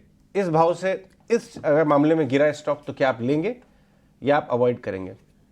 यस, आई थिंक ये एक अच्छी अपॉर्चुनिटी है खरीदने की। मैं उसका रैशनल बताता हूँ, लेकिन उसके पहले बहुत अच्छी बात आपने कही कि ये अगर बार बार रिकरेंस होता है, it is not about the amount, लेकिन it is about the procedure, systems, risk management within the company. तो मुझे लग रहा है कि ये एक अलार्म बेल है और ये मैनेजमेंट को डेफिनेटली काफी बड़ी तरह से हाईलाइट करेगा कि they have to improve the systems and procedures और डिजिटाइजेशन का अडॉप्शन और भी बढ़ेगा। ऑलरेडी बैंक ने काफी एनबीएफसी ने काफी डिजिटलाइजेशन किया है। लेकिन देखिए 11,000 करोड़ के मार्केट कैप पे आपको क्या मिल रहा है? एक ऐसी कंपनी जहाँ पे 32,000 करोड़ की लोन बुक है, एसेट क्वालिटी प्रिस्टीन है, एनपीए नेट एनपीए इनका 0.34% है, which is one of the best in the industry. और उनकी लोन बुक की कंट्रीब्यूशन देखिए, around 73% is to the salaried class, जहाँ पे average ticket size is only 22 lakh. वो बहुत ही कंफर्टिंग है। और ऐसे लोन बुक में वो लोग करीबन 3.5% का निम्स कमाते हैं, 2.20 का आरओएस है, आरओईज अराउंड 20% के आसपास है। I think this is a fantastic company to own. मुझे लगता है कि इस तरह का करेक्शन जो आया है, और आपने राइटली बताया 500 करोड़ का मार्केट घिस गया है 30 करोड़ के फ्रॉड में, लेकिन होपफुली मैनेजमेंट ये एक्नॉलेज करता है और सिस्टम्स इंप्रूव करता है, तो आगे जाते ये चीज रिपीट ना हो, बिकॉज बार बार होता है तो सेंटिमेंट डेंट होता है। लेकिन आई थिंक ओवरऑल वैल्यूएशंस के लिहाज से मुझे लग रहा है कि डेफिनेटली बाय करना चाहिए। ठीक है, तो ये आपको कैनफिन होम्स की हमने बाइट भी सुनाई और उसका पीछे का एनालिसिस भी बता दिया और प्राइस एक्शन में खरीदने की राय भी दे रहे हैं पार्थिव। लेकिन एक और शेयर है एसबीआई लाइफ, हमने आपको 2 दिन पहले दिया था, आपको ध्यान होगा एफ&ओ वाले सेगमेंट में ये कहा था कि ये अपने रेजिस्टेंसेस को पार नहीं कर रहा। अभी पूजा थोड़ी देर पहले हमारे साथ जुड़ी थी, बता रही थी नंबर्स इसके ख़राब है सभी फ्रंट पर। एक बार एसबीआई लाइफ के चार्ट आप चेक करेंगे संतोष, नंबर्स अगर ख़राब हैं, शेयर चल नहीं रहा, 1325 पार हो नहीं रहा, तो फिर तो ये नीचे आएगा। ये हो सकता है 1300 के नीचे आके 1280 और 1200 तक भी आ जाए। 1320 1325 कई बार गए कोशिश किया, लेकिन हर बार फेल हुआ है। इस बार भी नतीजे कमजोर आए हैं, तो हो सकता है यहाँ पे फिर से एक करेक्शन देखने को मिले। जैसे ये 1285 को लेवल ब्रेक करता है, स्टॉक शायद हमको 1255 तक के लेवल दिखा सकता है। तो अगर कोई शॉर्ट करना चाहे तो 1320 के स्टॉप लॉस से शॉर्ट पोजीशंस बना सकता है with stop for the target of 1255।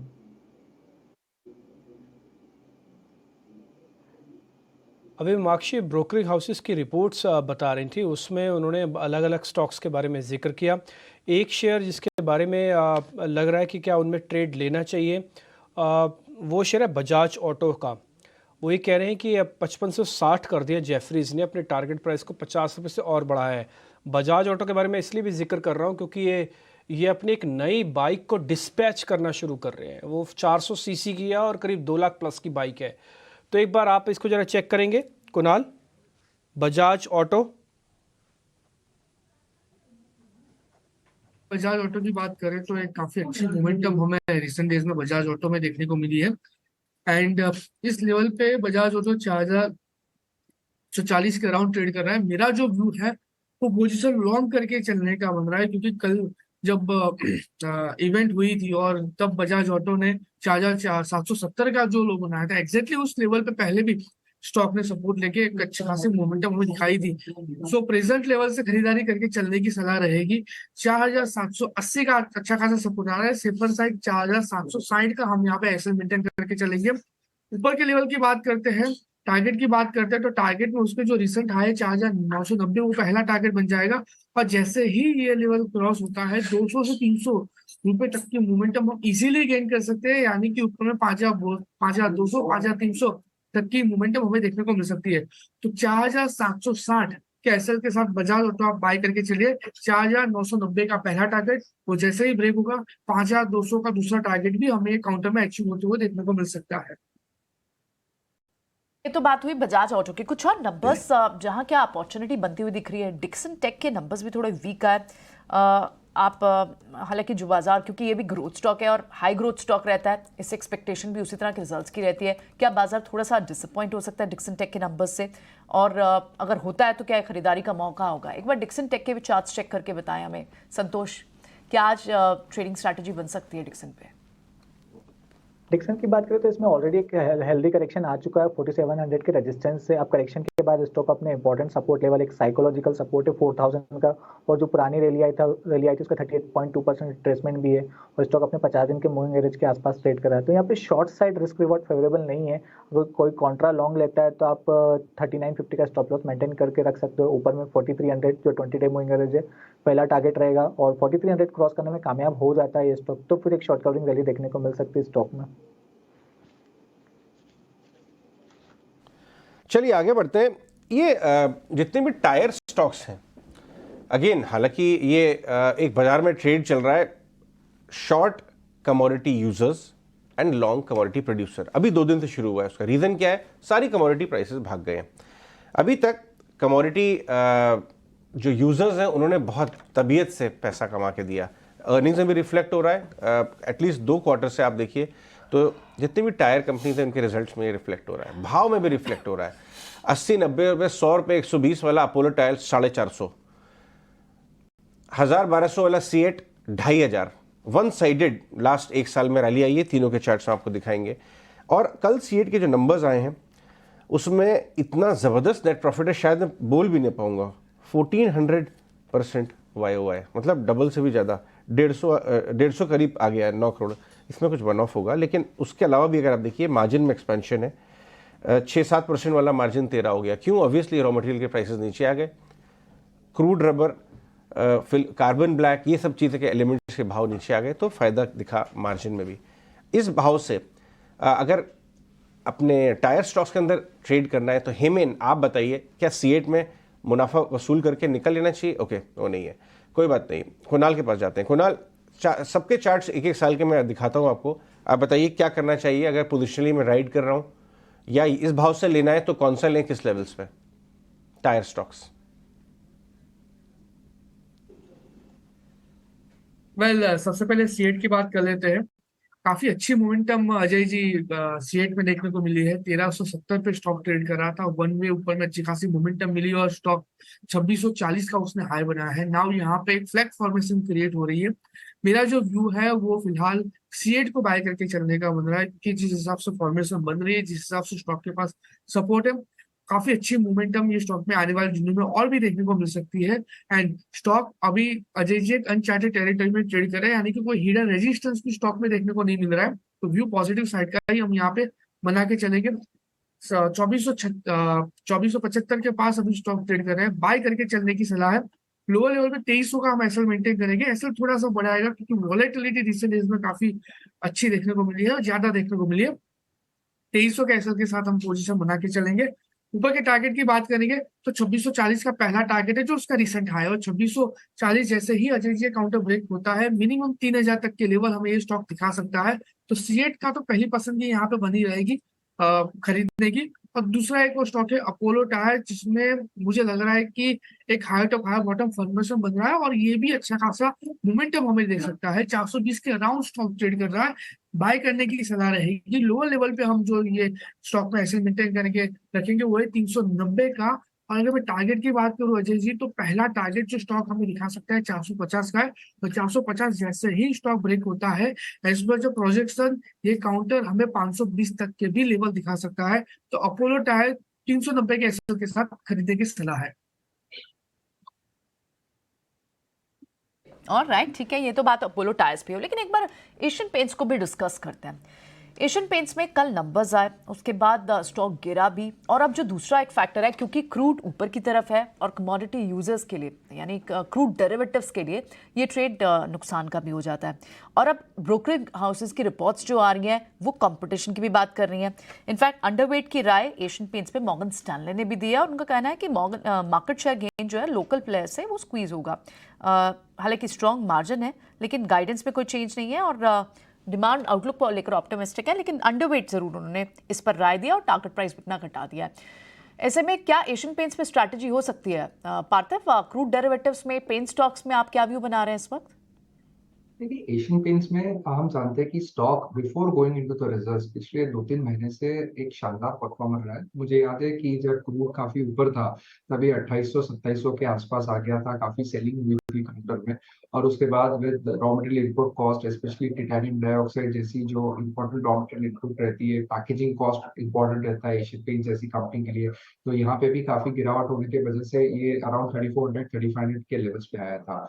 No doubt I would say result शानदार थे। ग्रॉस मार्जिन देखिए तो काफी अच्छा एक्सपैंड हुआ है फ्रॉम 48% टू ऑलमोस्ट 53%।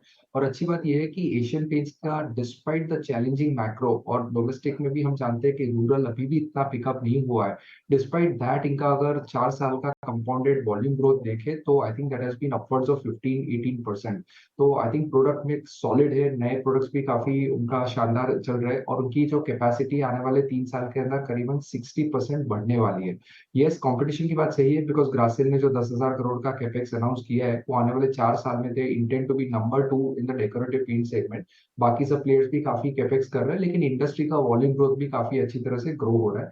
तो एशियन पेंट्स को टाइम करे, लेकिन I think it's a fantastic stock, will stay the market leader. और कैपेक्स के बाद मुझे लग रहा है कि यहाँ से ज्यादा अपसाइड भी रह सकती है। तो we are not worried about the competition because it will be difficult to disrupt Asian Paints, लेकिन कोई भी गिरावट पे आई थिंक इन्वेस्टर्स को यहाँ पे रुचि लेना चाहिए। गिरावट पर आपको रुचि रखनी चाहिए, सिर्फ ये रिपोर्ट अंडरवेट की थी, अदरवाइज इसमें just I would like to just add कि मैक्वायरी ने भी टारगेट अपना बढ़ाया है। तो हर ब्रोकिंग फर्म का एक रिपोर्ट व्यू अलग है, और यहाँ पर पार्थिव भी अपना व्यू बता रहे हैं कि आप एशियन पेंट्स पर क्या स्ट्रैटेजी अपनी। बहुत सारे स्टॉक्स हम डिस्कस कर चुके हैं और कई स्टॉक्स ऐसे भी हैं जिनको डिस्कस करना भी बाकी है, उस सिलसिले को भी हम आगे बढ़ाएंगे। लेकिन इस बीच रुक कर जरा फंडामेंटल बेहतरीन कॉल समझ लेते हैं, और इस कम कड़ी को कहते हैं मुनाफे का फंडा।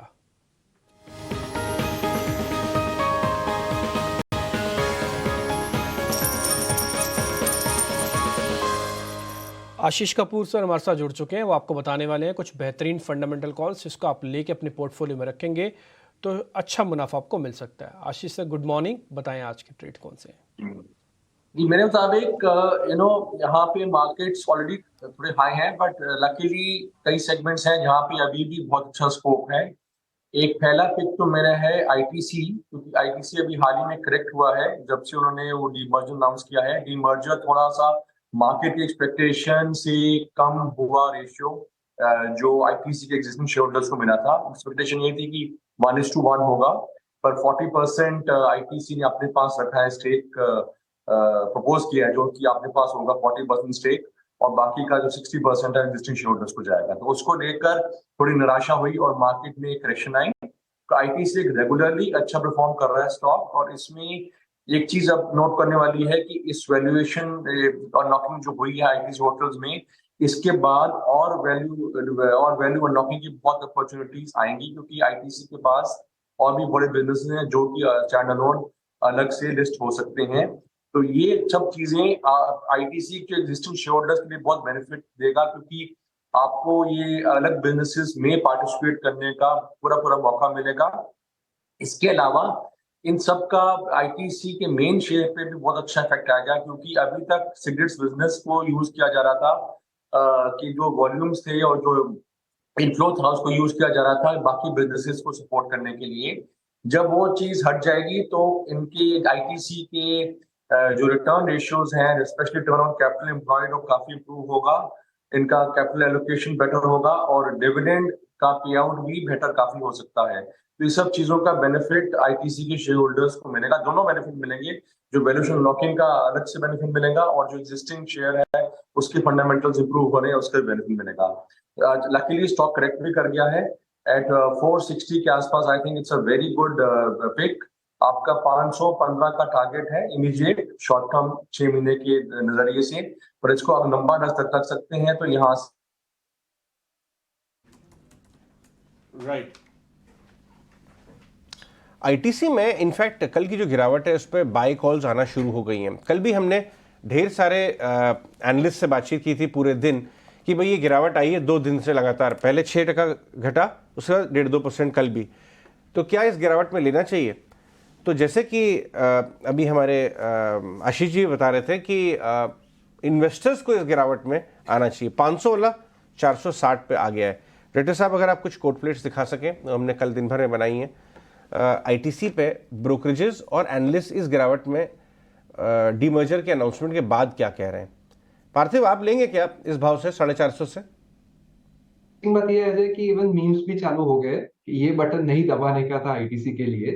On a lighter note, but frankly speaking क्या फर्क पड़ता है Ajay ji? I think definitely bye करना चाहिए। 3 से 4% का एबिटा कंट्रीब्यूशन है होटल बिजनेस में से, और अच्छी बात यह है कि होटल की डीमर्जर होने के बाद लेट दैट फुलको डिस्काउंट भी there, it is very minuscule for overall scheme of things, और इसके वजह से जो फ्री कैश फ्लो जनरेशन है आईटीसी का वो बढ़ जाता है। I think that is more important because काफी ऐसे इन्वेस्टर्स होते हैं जो फ्री कैश फ्लो यील्ड पे फोकस करते हैं। और दूसरी अच्छी बात यह है कि ITC is after the discount is coated around 26 times FY25 multiple, जो one of the cheapest FMCG की अगर कैटेगरी में बात करूं तो वन ऑफ द चीपेस्ट से भी एफएमसीजी कैटेगरी स्टॉक। और अगर ये कंपैरिजन होता है कि इसको एफएमसीजी नहीं गिन सकते, ये सिगरेट बिजनेस है, तो एफएमसीजी बिजनेस जो मार्जिन नहीं कमाता वो आईटीसी का सिगरेट बिजनेस कमाता है despite all the taxation and excise duties at 36% EBITDA. तो definitely it's a great money spinner, और मोर इम्पोर्टेंटली डिविडेंड यील्ड आगे जाते मुझे लग रहा है बढ़ेगा। तो ओवरऑल ऐसे स्टॉक्स आई थिंक पोर्टफोलियो में must have for the next 3 to 5 years। All right. तो ये तो बिल्कुल एक लॉन्ग टर्म स्टोरी अब भी इंटैक्ट है आईटीसी की, पर जो इमीडिएट टारगेट्स हैं उनके आसपास ही इस वक्त आईटीसी ट्रेड भी कर रहा है। ठीक है, अच्छी बढ़त के बाद और इस न्यूज़ के बाद जो हमने एक इम्पैक्ट देखना था स्टॉक पे वो आ चुका है और अब यहाँ से ऊपर की ट्रिजेक्ट्री रख सकता है। लेकिन इस बीच आज के दूसरे बड़े एक्शन स्टॉक्स, एक बार एक रिकैप भी इनफैक्ट ले लेते हैं। बड़े स्टॉक्स जितने भी हैं जो तमाम आज एक्शन में रह सकते हैं बिकॉज ऑफ द न्यूज़, पूजा के साथ। पूजा बताएं कौन कौन से एक्शन स्टॉक्स आज के? जी, एक्शन 5 स्टॉक्स में आज टाटा मोटर्स पर नजर रखिए और टाटा मोटर्स के बोर्ड ने टाटा मोटर्स डीवीआर के शेयर कैंसिल करने का फैसला ले लिया है। 10 डीवीआर शेयर के बदले टाटा मोटर्स के 7 शेयर मिलेंगे। कल के बंद भाव के हिसाब से अगर बात करें तो निवेशकों के लिए 23% प्रीमियम पर ये प्राइस तय किया गया है। तो आज इन दोनों कंपनियों पर नजर रखिए। एलएनटी भी फोकस में रहेगा। आज कंपनी ने बायबैक की घोषणा कर दी है और बोर्ड ने करीब 3 करोड़ से ज़्यादा के शेयर्स के बायबैक को मंजूरी दी है 3,000 रुपये प्रति शेयर के भाव पर। अगर प्राइस की बात करें तो 17% प्रीमियम पर ये भाव तय हुआ है। इसके अलावा यहाँ पर एलएनटी की तरफ से ये भी कमेंट्स आए हैं कि अगले 3 से 4 साल में उनका लक्ष्य है कि 10 लाख करोड़ तक के ऑर्डर बुक वो लेकर जाएंगी। तो आज एलएनटी पर नजर रखिए। पिरामिड एंटरप्राइजेस फोकस में रहेगा। 28 जुलाई को बोर्ड की बैठक होगी जिसमें कि शेयर बायबैक को लेकर कुछ फैसला हो सकता है। इंटरग्लोब एविएशन इंडिगो ये भी फोकस में रहेगा। प्रैट एंड विटनी इंजन्स की तरफ से करीब 1200 इंजन्स के रिकॉल करने की खबर आ रही है। लगभग आधे इंजन्स जो हैं P&W इंजन्स इंडिगो इस्तेमाल करती है जिसको कि रिकॉल किया जाएगा। हम आपको बता दें कि इंडिगो के 30 एयरलाइंस ऑलरेडी ग्राउंडेड हैं, तो इसका असर आज इंडिगो के शेयर पर पड़ सकता है। और आखिर में बात करते हैं यूटीआई एएमसी की। काफ़ी स्ट्रॉन्ग नंबर्स आए हैं। आय में अगर देखेंगे तो 33% की ग्रोथ, मुनाफा 68% से बढ़ा है कंपनी का, तो इसके चलते आज स्टॉक में भी रिएक्शन एक्सपेक्टेड है। ठीक है, पूजा ने आपको बता दी सारे के सारे एक्शन स्टॉक्स। काफ़ी सारे डिस्कस हुए हैं, उसमें से एक स्टॉक डिस्कस अभी नहीं हुआ जो कि बहुत इंपॉर्टेंट है, वो है पिरामिड एंटरप्राइजेस। 28 जुलाई को इसकी बैठक होने जा रही है। अजय, पहले मैं आपके पास आता हूँ एक फंडामेंटल चेक लेने के लिए, क्योंकि आपने इनकी मैनेजमेंट से बातचीत भी की हुई है। दोनों कंपनीज़ के डीमर्जर की खबर भी आपने सबसे पहले बताई थी और उसके बाद ये अभी शेयर चल भी रहा है। हमने टेक्निकली एक चार्ट भी ड्रॉ किया है। मैं आनंद से बोलूँगा कि एक बार वो वॉल पे वो भी एक बार दिखा दें, फिर हम एक टेक्निकल आउटलुक भी लेंगे। पहले आप मेरे को जरा फंडामेंटली बताइए इस बायबैक की कितनी इंपॉर्टेंस है जो 28 तारीख को होने जा रहा है। डिब्बी, इनफैक्ट मैं भी खास तौर पर ध्यान दे रहा था इस बात को कि 650 वाला 1050 हो गया और अब बायबैक आ रहा है। कंपनी के बैलेंस शीट में पैसा भी है, तो बायबैक का अमाउंट और वो सब देखना होगा। ये देखिए कितना प्यारा चला है। 650 पे कोई पूछ नहीं रहा था पिरामिड एंटरप्राइजेस को। 1050 से बायबैक, मुझे लगता है आज भी ये एक्टिव रहेगा। और अभी रिजल्ट्स तो आए नहीं है। रिजल्ट का इसका इंतज़ार इसलिए है क्योंकि पिछले रिजल्ट में इनका रिटेल और होलसेल का आधा आधा हो गया था। जो दिक्कत थी ना 75% होलसेल, वो कम होके आधा हो गया है। अगर और इम्प्रूवमेंट हुआ तो ये स्टॉक भाग जाएगा। एक तरफ बायबैक, एक तरफ improvement in their loan book. लेकिन इस ग्रुप में क्या हो रहा है ये मैं बहुत ज़्यादा ध्यान दे रहा हूँ।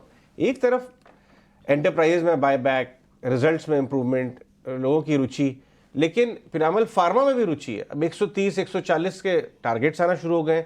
वहाँ पे एक प्रमोटर का राइट्स इशू आया हुआ है। वहाँ पे प्रमोटर बढ़ाना चाहते हैं अपना स्टेक राइट्स के माध्यम से। ये देखिए 105 का भाव आ गया। पार्थिव, चार्ट चेक लें इससे क्विक, इससे पहले जरा पिरामल फार्मा और एंटरप्राइज पे एक व्यू दें, उसके बाद डिम्पी चार्ट चेक लेंगे। एंटरप्राइज में आपने राइटली बताया कि 650 रुपए पे करीबन 0.6 के प्राइस टू बुक मल्टीपल पे स्टॉक अवेलेबल था। लेकिन most of the analyst consensus view यही था कि आरओई जो 15% के आसपास है वो आते काफी टाइम लगेगा। आरओएस भी डिफरेंस रहेंगे बिकॉज अभी भी जो होलसेल बुक है वो ट्रिम हो रही है। लेकिन जिस पेस से उन्होंने होलसेल बुक ट्रिम की है और कंज्यूमर फाइनेंस बिजनेस पे फोकस बढ़ा रहे, रिटेल लोन बुक बढ़ा रहे, I think definitely it deserves a better valuation. और अभी भी 1 के नीचे है प्राइस टू बुक मल्टीपल की मैं बात करूं, 0.85 पे अवेलेबल है। इसलिए मैनेजमेंट जो काफी कैश रिच है in the enterprise segment also, तो वहां पे उनको बायबैक का है I think notice because that will improve the आरओईज।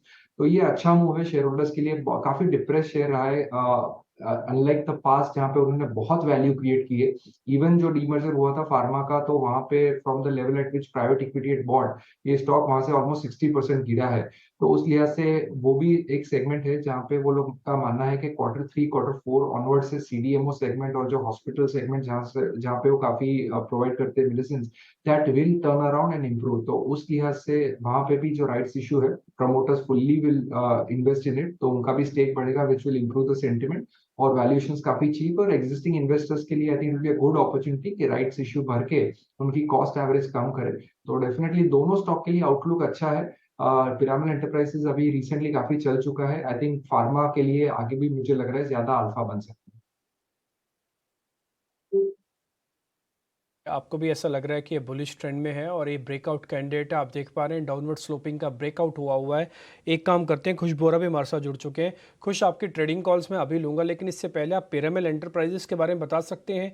मैं इस ब्रेकआउट का फ़ायदा उठाना चाहता हूँ, बाय करूँ क्या? जी हाँ Dimpy, very good morning to you. सारे दर्शकों को भी very good morning. One word answer, yes. इसमें हमने जो रैली देखी है ये सस्टेन रही है। पहले देखिए स्टॉक का एक नेचर रहा है जहां पे मूव्स आती थी बट फिजल आउट हो जा रही थी। अब अगर मैं एंड ऑफ अप्रैल से देखूं तो एक सस्टेन्ड अप मूव आया है। 1000 का एक रेजिस्टेंस जोन है जिसके ऊपर आज की ओपनिंग हो रही है, तो 1000 के लेवल पे जो कॉल राइटर्स भी थे उनको भी कवरिंग करना पड़ेगा। जिन्होंने शॉर्ट पोजीशंस बनाई थी वहां पे भी आप कवरिंग देखेंगे तो उसका भी इम्पैक्ट इस पे आपको बहुत क्लियरली देखने मिलेगा। 1040 के करीब तो ओपनिंग हो ही रही है। मेरे हिसाब से यहाँ पे अगर आप एक फ्रेश एंट्री ले रहे हो तो 1080 एंड 1200 के टारगेट्स के लिए से बाय करें। स्टॉप लॉस जो है ये जो कल की क्लोजिंग है करीब 1000 के आसपास ही, यहाँ पे लेके चलें। तो एक सस्टेन्ड अप मूव है, there is a very good chance कि यहाँ से और ये स्टॉक ऊपर जा सकता है। ठीक है, ये तो हो गए। अब अपने लगे हाथ अपने स्टॉक आइडियाज भी बता दीजिए कुछ। जी हाँ, आज के जो मेरे कॉल्स हैं बड़े ही भारतीय, बड़े ही स्वदेशी से हैं। संस्कारी टाइप के कॉल्स हैं क्या? काफी दोनों में नाम में ही भारत है इंसिडेंटली। सो पहला जो कॉल है दैट इज भारत फोर्ज। इस स्टॉक को हमने अच्छे खासे मूव में देखा था, जो एक प्रॉफिट बुकिंग का दौर आया है, स्टॉक ने एक नियर टर्म एवरेज से सपोर्ट लेके रिबाउंड भी किया है।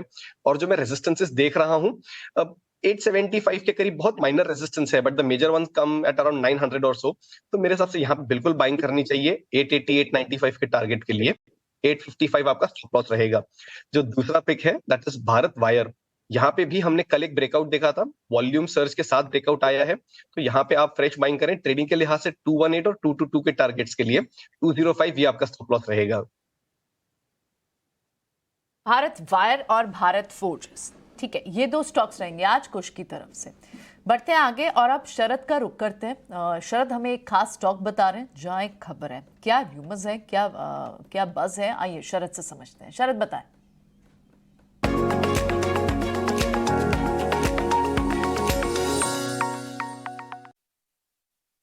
जी बिल्कुल, एलटी फाइनेंस होल्डिंग्स जो है फोकस में रहने वाला है और यहाँ पे बेन कैपिटल जो है ऑफलोड कर सकती है अपनी होल्डिंग स्टेक कंपनी में। ओवरऑल देखा जाए तो उसके कारण क्या होगा, जो सेलिंग प्रेशर है वो जो है अब कम हो जाएगी। अब बेन कैपिटल की बात करें तो लगभग 4% स्टेक होल्ड करती है कंपनी में। अब जो लेटेस्ट शेयर होल्डिंग पैटर्न जून के महीने में जो दिखा था, और 2015 में बेन कैपिटल ने 10% स्टेक की एक्विजिशन की थी एलटी फाइनेंसिंग होल्डिंग्स में। अगर की एफपीआई इन्वेस्टर्स की बात करें जो ऑलरेडी इन्वेस्टेड है कंपनी में, वहाँ पे बीएनपी पारिबास का भी नाम आता है। स्टॉक लगभग 60% अपने मार्च लोज से ऊपर उठा हुआ है। Q1 नंबर्स जो लास्ट वीक आए थे वो भी बहुत स्ट्रॉन्ग सेट ऑफ नंबर्स देखने मिले थे। वैल्यूएशंस अभी 1.5 टाइम्स चल रहा है उनके प्राइस टू बुक वैल्यू पे, FY25 के आंकड़े पे। और कंपनी के जो आगे जाते हुए ट्रिगर है वहाँ पे उन्होंने लक्ष्य विजन 2026 रखा है, जहाँ पे उनकी गाइडेंस मीट करे और आगे जाते हुए 25% का ग्रोथ रेट का जो है उन्होंने अनुमान दिया है, और उसमें एसेट क्वालिटी में भी जो है फोकस रहेगा। लेकिन जो बाज़ार का इंपॉर्टेंट बात है वो है कि रीट्रिगर हो सकता है कंपनी, वो है उनके मैनेजमेंट चेंज में, जहाँ पे सुदीप्त रॉय जो है MD CEO का पद संभालेंगे अगले साल से। एक बड़ी न्यूज़ तो हुई मैनेजमेंट चेंज है, लेकिन आप जो खबर लिख रहे हैं वो ये है कि बेन कैपिटल इसमें अपना जो स्टेक है वो ऑफलोड कर सकता है। तो अगर ये सप्लाई आती है तो क्या एब्जॉर्ब हो जाएगी? एल&टी फाइनेंस एक अच्छी मूव थी, इसमें थोड़ा सा कंसोलिडेट कर रहा है, लेकिन अभी फिलहाल क्या एक्शन हो सकता है एक बार कुछ से समझते हैं। कुछ एक बार इसके चार्ट चेक करके बताएं। पर बड़ी इंटरेस्टिंग जंक्चर पे है, स्टॉक में प्रॉफिट बुकिंग था, लेकिन पिछले 3 दिन से अगर मैं देखूं तो 20 डे मूविंग एवरेज के नीचे है, मोमेंटम भी इसमें थोड़ा डाउनवर्ड ट्रेजेक्टरी का ही है। तो मैं कहूंगा थोड़ा सा इसमें वेट एंड वॉच करें, क्योंकि यहाँ पे बहुत ही क्रूशियल सपोर्ट जोन है, उसके जस्ट नीचे ही इनफैक्ट ट्रेड कर रहा है। तो यहाँ पे अगर मान लीजिए 124 होल्ड कर जाता है तब तो आप एक रिबाउंड देखेंगे, वरना हो सकता है कि स्टॉक थोड़े और समय के लिए साइडवेज हो जाए within the band of 124 to 130। तो थोड़ा सा यहाँ पे वॉचफुल रहिए। 130 के ऊपर मेरे लिए यहाँ पे एक लॉन्ग पोजीशन इनिशिएट करने का ट्रिगर होगा। Up until then, this will be in the wait and watch category. ठीक है, कुछ और स्टॉक्स जल्दी से डिस्कस कर लेते हैं। कल हमने देखा कि एएमसी स्टॉक्स में आपका मोतीलाल ओसवाल जो एएमसी स्टॉक है उसमें बड़ा मूव था 5-6% का। इनफैक्ट यूटीआई एएमसी के नंबर्स भी दिखा रहे हैं काफ़ी बड़ा इंप्रूवमेंट प्रॉफिट में, और करीब 60-65% प्रॉफिट बढ़ा है। और AMC stocks HDFC AMC FNO में वो पॉकेट में पिछले कुछ दिनों में बड़ी अच्छी बाइंग आती हुई नजर आ रही है। बाजार को लग रहा है worst of them is over, specially जब सेबी चीफ ने ये कमेंट्री दी कि हम आपके लिए एक नया एक प्रपोजल लेके आएंगे और आप खुश रहेंगे उस प्रपोजल से। उसके बाद से बाइंग चालू हो गई इसमें। संतोष, आप एएमसी स्टॉक्स में कौन सा लेंगे अभी? और मोतीलाल पे भी एक चार्ट चेक बताइए जो कल 5-6% भाग रहा था। यस, यूटीआई तो आज गैप अप खोल रहा है, लेकिन मुझे निपॉन इंडिया अच्छा लग रहा है। नाम इंडिया, इसका स्ट्रक्चर बेटर है। इमीडिएटली लग रहा है कि शायद 323 तक के टारगेट दिखा सकता है। 325 क्रॉस करता है तो फिर शायद हमको 350 तक की भी अपसाइड देखने को मिल सकती है। यहाँ पर आप 310 का स्टॉप लॉस लगाकर इसमें खरीदारी कर सकते हो। और मोतीलाल की भी बात करें तो इसका भी स्ट्रक्चर बड़े दिनों बाद अच्छा दिख रहा है। एक अच्छा ब्रेकआउट आया, एक क्लासिकल फ्लैग फॉर्मेशन का ब्रेकआउट आया, वो भी 20 डे मूविंग एवरेज के सपोर्ट पर। तो लग रहा है कि शायद मोमेंटम और पिकअप होते हुए नजर आ सकता है। 825 का इमीडिएट टारगेट नजर आता है। आप 745 का स्टॉप लॉस मेंटेन कर सकते हैं। ठीक है, ऑलराइट। अब एक बिग बोल्ड ब्रोकरेज रिपोर्ट हम तक शेषा लेकर आई है। आइए एक बार देख लेते हैं कौन सा स्टॉक है उनके पास। शेषा बताएं।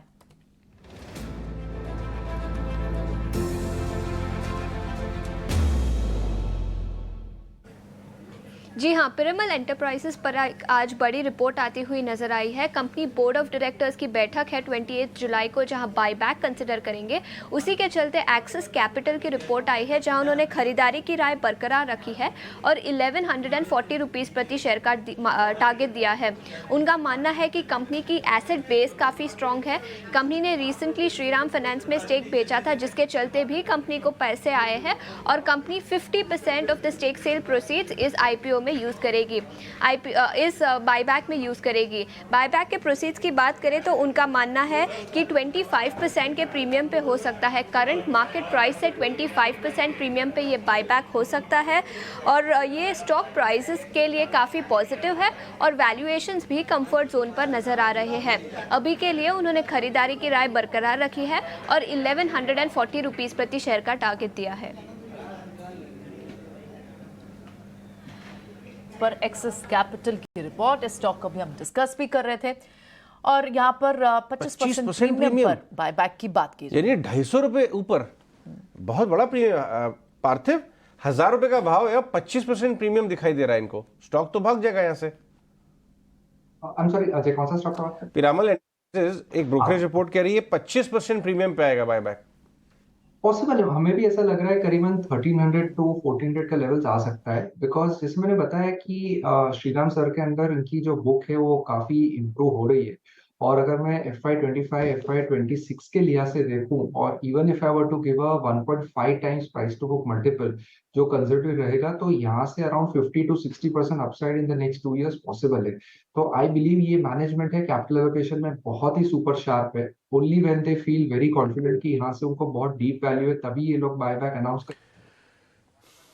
ठीक है, 1400 रुपये के आसपास तक का पिरामल एंटरप्राइजेस का आ सकता है बायबैक। 28 तारीख को तैयार रहिएगा, हो सकता है उससे पहले ये थोड़ा गैप को और कम करने की भी कोशिश करें। खैर, एडवांस डिक्लाइन के साथ हम आज ओपनिंग देखेंगे, उससे पहले आपको फ्रीज लेवल निफ्टी के दिख गए होंगे स्क्रीन पर। करीब 50 पॉइंट की बढ़त के साथ आज निफ्टी ओपन कर रहा है। 4 सेकंड बाद आपको लेवल्स मिल जाएंगे।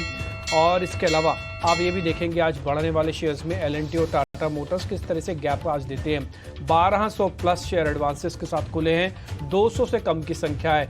बाजार ने कोशिश की अपने सपोर्ट को बचाने के, पिछले 3-4 दिन से वो काम आ रहा है। आज 52-55 पॉइंट की फिर से तेजी शुरुआती गेन के तौर पे देखने को मिल रही है। हालांकि 2 बार का ऐसा मूवमेंट भी रहा है जब गैप के साथ तो खुले लेकिन वापस नीचे आए हैं। अब फिर से एक नई अटेम्प्ट हो रही है 46,000 के ऊपर जाने की। बैंक निफ्टी की 80 पॉइंट ऊपर है। अगर आप निफ्टी और बैंक निफ्टी को देख रहे हैं शुरुआत में, तो निफ्टी के पास ज्यादा दम है। वजह आपकी स्क्रीन पर आती जाएगी। आप एक बार जरा स्क्रीन पे लाइए L&T को, एक बार स्क्रीन पे लेके आइए टाटा मोटर्स को, खासकर इन दोनों को। इसके अलावा L&T तो आपको देखेंगे 2 से 2.5% ऊपर है। इसके अलावा जो आज शेयर्स चल रहे हैं उसमें बजाज ऑटो के अंदर भी शुरुआती बढ़त देखने को मिल रही है। टाटा मोटर्स भी करीब 2.5% ऊपर है।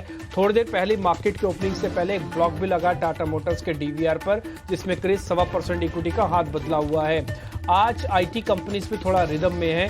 इन्फोसिस थोड़ा हेल्प करने के मूड में है। सेकेंड डे है जब मेटल्स के अंदर थोड़ी बाइंग आपको देखने को मिल रही है। आज मेटल इंडेक्स थोड़ा ऊपर है और इसके अंदर आप देखेंगे JSW स्टील, टाटा स्टील, ये कुछ एक शुरुआती बढ़त आपको दिखाते हुए कंपनीज दिख रही है। कुल मिला के 45 पॉइंट की बढ़त अभी भी है और 1300 शेयर अभी भी आपको एडवांस डिक्लाइन के तौर पर दिख रहे होंगे।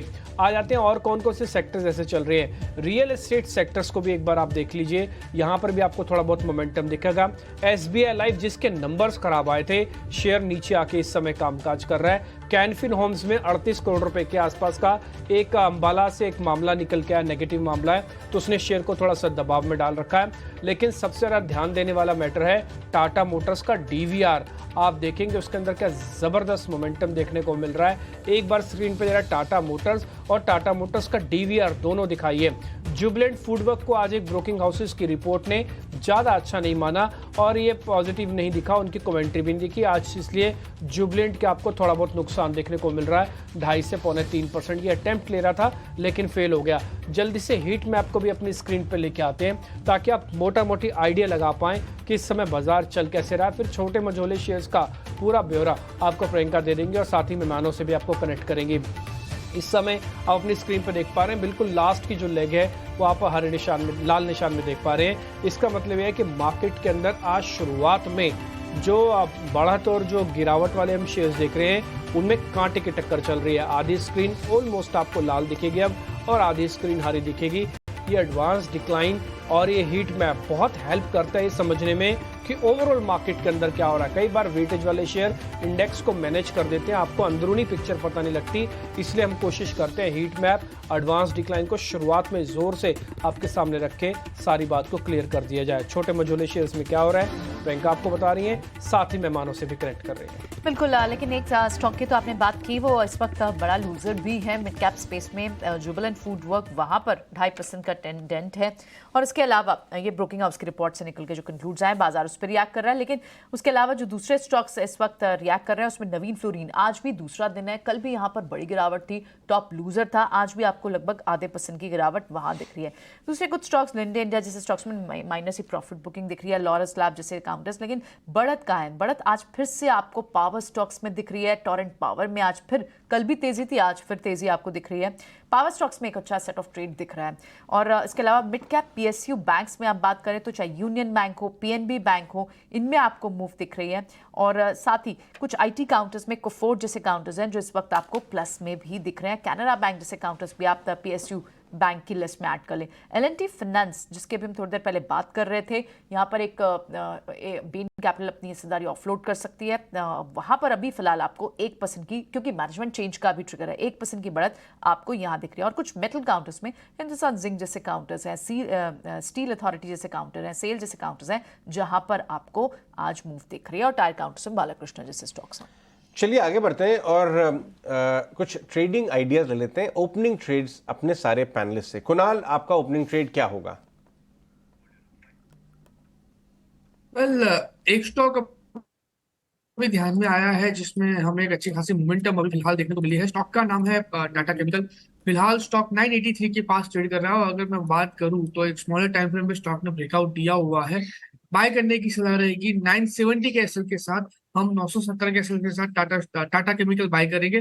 टारगेट की बात करते हैं तो 1000 रुपए का 1000 का पहला लेवल है एंड अगर वो ब्रेक होता है तो ऊपर में हमें तकरीबन 1010 तक का भी टारगेट इंट्राडे में ही देखने को मिल सकता है। तो टाटा केमिकल यहाँ से बाय करके चलने की सलाह है।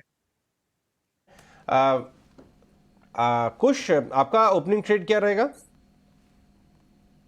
Ajay, little spoiled for choice, but अगर मैं एक स्टॉक यहाँ से पिकअप करूं जो एक अच्छी खासी रिकवरी आज दिखा रहा है वो है रेनबो चिल्ड्रंस मेडिकेयर। अगेन इस स्टॉक को हमने काफी बार इसी शो पे डिस्कस किया है, टारगेट्स अचीव भी हुए हैं। पिछले 2 से 3 दिनों में जरा प्रेशर था, कल हमने एक डिप भी आते हुए देखा, but that is more of profit booking. और जो इसके सपोर्ट जोन है 1055 और 1050 के लेवल्स हैं, उनको भी इसने अभी तक टेस्ट नहीं किया है, उसके ऊपर से रिबाउंड दिखा रहा है, तो मेरे हिसाब से एक अच्छा संकेत है, इस डिप में बाय करना चाहिए। यही 1050 के लेवल को अपना स्टॉप लॉस बना के रखें। टारगेट जो है आपके लिए 1100 का पहला होगा, दूसरा जो है 1130। सो रेनबो चिल्ड्रंस मेडिकेयर ये मेरे हिसाब से यहाँ पे एक अच्छी बाइंग अपॉर्चुनिटी प्रेजेंट कर रहा है। Okay, rainbow children. रत्नेश, आपका ओपनिंग ट्रेड आज सुबह? मेरे हिसाब से एक जेके टायर में काफी अच्छा कंसोलिडेशन का ब्रेकआउट देखने को मिल रहा है, तो जेके टायर में ट्रेड लेना चाहिए। 245 का स्टॉप लॉस रहेगा, ऊपर में टारगेट मुझे 265 तक के दिखते हैं। आपको काफी समय मिल गया, एक जबरदस्त धांसू सा ओपनिंग ट्रेड ढूंढ के बताइए। अजय मुझसे पूछ रहे हैं? जी हाँ, opening trade. Okay, sorry. So बोनी की तो कराइए। यस, 5 स्टार बिजनेस पे जो रिसेंटली लिस्टेड कंपनी है, स्टॉक में हमने रिसेंटली अच्छा मोमेंटम देखा था। आज फिर से एक छोटे से पुलबैक के बाद ये ब्रेकआउट देते नजर आ रहा है, ऑल टाइम हाई पर ट्रेड कर रहा है अपने आईपीओ की लिस्टिंग के बाद जो हाई लगाया था, तो लग रहा है यहाँ पे फ्रेश मोमेंटम बनते दिखेगा। तो यहाँ पर आप 670 के स्टॉप लॉस से खरीदारी कर सकते हैं, और यहाँ पर मुझे लग रहा है कि 750 तक के टारगेट देखने को मिल सकते हैं। तो 5 स्टार बिजनेस ये माइक्रो फाइनेंस कंपनियों में एक अच्छा स्टॉक लग रहा है मुझे, जो यहाँ से आउट परफॉर्म कर सकता है। महिंद्रा हॉलिडे की मैनेजमेंट आज हमारे साथ होगी। शेयर के अंदर थोड़ा बहुत मोमेंटम शुरुआत में आज देखने को मिल रहा है, एक बार चेक करेंगे आप कुछ? महिंद्रा हॉलिडे के नाम से एक कंपनी है महिंद्रा ग्रुप की।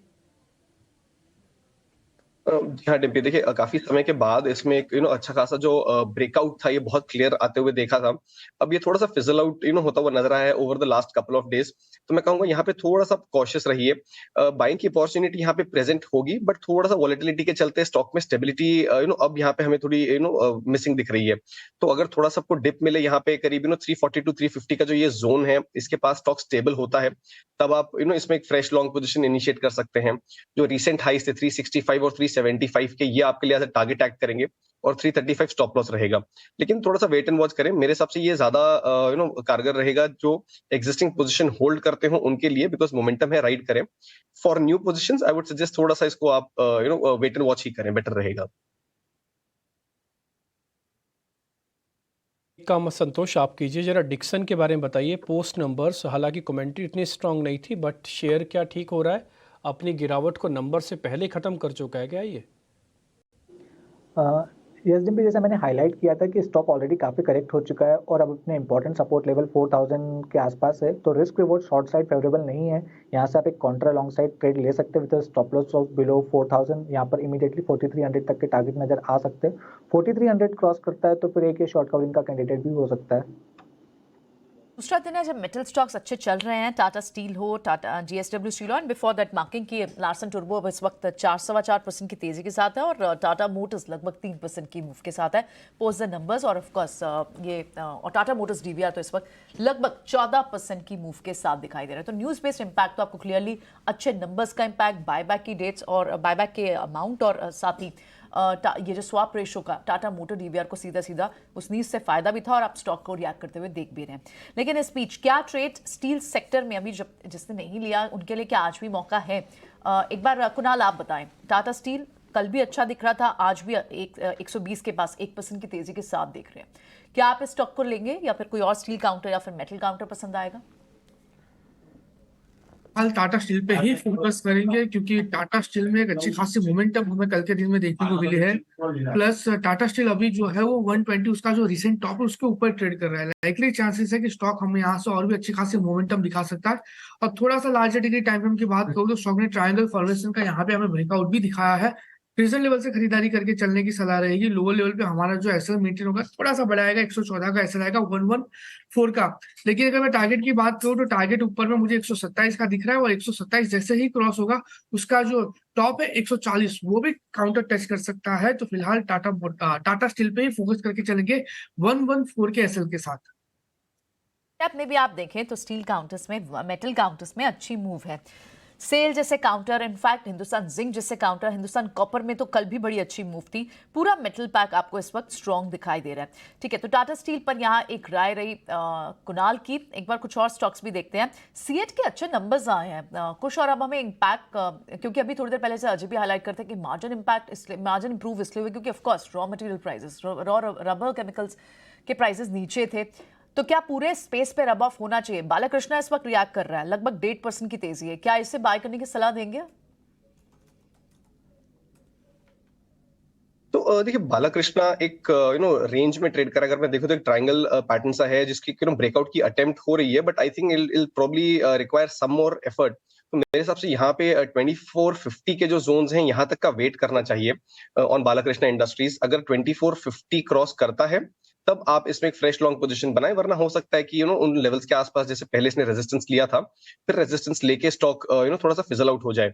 तो मेरे लिए बाय रहेगा, लेकिन कंडीशनल बाय रहेगा अबव 2450। पार्थिव, सिप्ला और डॉक्टर रेड्डीज दोनों के रिजल्ट्स हैं आज, और पिछले क्वार्टर हमने बड़ी जो फार्मा एक्सपोर्टर्स है यूएस को, उनको अच्छे नंबर आते हुए देखे, और यूएस से प्राइसिंग प्रेशर कम की इनकी बात थी। ये दोनों स्टॉक आज कमजोर ट्रेड कर रहे हैं। रिजल्ट आपकी क्या उम्मीद है? अच्छे रिजल्ट आएंगे इस बार इन दोनों से? में नंबर्स ओवरऑल अच्छे रहेंगे बिकॉज सिप्ला के पास जो इनहेलर का पोर्टफोलियो है और रेस्पिरेटरी का जो उनका पाइपलाइन है काफी स्ट्रांग है। यूएस में भी उन्होंने जो 2 इनऑर्गेनिक एक्विजिशंस बड़े किए थे, तो वहां पे भी जो पाइपलाइन है वहां पे लिमिटेड कंपटीशन के पाइपलाइन है उनके पास। तो जिसके वजह से हमें लग रहा है कि यूएस में जो सिप्ला का नंबर आएगा वो ज्यादा रेजिलिएंट और रॉबस्ट रहेगा। वैल्यूएशंस काफी कंफर्टिंग है रिसेंट करेक्शन के बाद, और definitely management pedigree is also very good. तो यहाँ से मुझे लग रहा है कि फार्मास्यूटिकल सेक्टर के लिए अभी रॉ मटेरियल इनपुट कॉस्ट काफी इंटरमीडिएट एपीआई की प्राइसेस जिस तरह से करेक्ट हुए पोस्ट चाइना ओपनिंग, तो उसकी वजह से ग्रॉस मार्जिन लेवल पे भी हम देखेंगे कि इंप्रूवमेंट रहेगा। तो overall number should be good. Same in the case with doctor Reddy's. No doubt doctor Reddy's को 2-3 प्रोडक्ट्स में थोड़ा कंपटीशन की वजह से लास्ट क्वार्टर में देखा था कि नंबर्स थोड़ा नरम था और स्टॉक काफी उसके बाद करेक्ट हुआ, लेकिन एक क्वालिटी फ्रेंचाइजी है, उनकी पाइपलाइन काफी स्ट्रांग है, इनऑर्गेनिक एक्विजिशन में भी मानते हैं, उन्होंने डोमेस्टिक मार्केट में भी काफी अच्छा पोर्टफोलियो बनाया। तो दोनों स्टॉक्स पे लॉन्ग टर्म के लिहाज से हम बुलिश हैं। और ओवरऑल फार्मा सेक्टर में मुझे लग रहा है कि एज अ कॉन्ट्रा प्ले काफी अंडर परफॉर्मिंग सेक्टर रहा है पिछले 3 साल में, तो यहाँ से अच्छी वैल्यू क्रिएट हो सकती है। ठीक है, इंडिगो को लेके आइए डॉक्टर साहब। इंडिगो में कुछ नेगेटिव न्यूज़ आई थी। नेगेटिव में सबसे बड़ी नेगेटिव तो ये है कि इंडिगो अभी तक जो 1600 वाला 2600 हुआ है वो क्रूड नीचे की वजह से था, और आपका फ्लाइट तो खचाखच भरी हुई हैं, आप सब लोग ट्रैवल करके देख ही रहे होंगे। अब क्रूड 84 पे आ गया है, और प्रैट एंड विटनी इंजनों को एक रिकॉल भी आया है इसके अंदर, 1200 इंजन रिकॉल का। स्टॉक अभी रिएक्ट नहीं कर रहा है, बट क्या महंगा है? क्या एक बार निकल लेना चाहिए? संतोष जरा चार्ट चेक करके बताएं। मैं नीचे से राइड कर रहा हूँ 1600 1800 के लेवल से एक्चुअली, तो इस समय इस भाव पे क्या करूं? यस, एज ए इंडिगो अगर आपने ट्रेडिंग बेट लिया है तो एक बार प्रॉफिट बुकिंग करना चाहिए। थोड़ा सा टॉपिंग आउट के सिग्नल देखने को मिल रहा है, एक राउंडिंग टॉप काइंड फॉर्मेशन देखने को मिल रहा है इमीडिएटली। हालांकि 2490 एक सपोर्ट रहेगा यहाँ से, मतलब 100 रुपये की डाउन साइड और नजर आती है। 2490 मेरे हिसाब से एक अच्छा सपोर्ट रहेगा, वहाँ से बाइंग कर सकते हैं, फ्रेश एंट्री ले सकते हैं। लेकिन इन केस 2490 के नीचे फिसलता है तो स्टॉक थोड़ा सा करेक्शन मोड में जा सकता है। अगर कोई हेल्दी करेक्शन आता है अराउंड 2300 तो एक बहुत अच्छी बाइंग अपॉर्चुनिटी रहेगी। ये रिजल्ट मजबूत थे, लेकिन उम्मीद के हिसाब से थे, और HDFC लाइफ, SBI लाइफ, इन सब में ज़बरदस्त बाइंग पिछले कुछ दिनों से चल रही है। रत्नेश, आप लेंगे? ये देखिए डेज लो पे आ गया, ये चला हुआ स्टॉक है, प्रॉफिट बुकिंग कैंडिडेट है।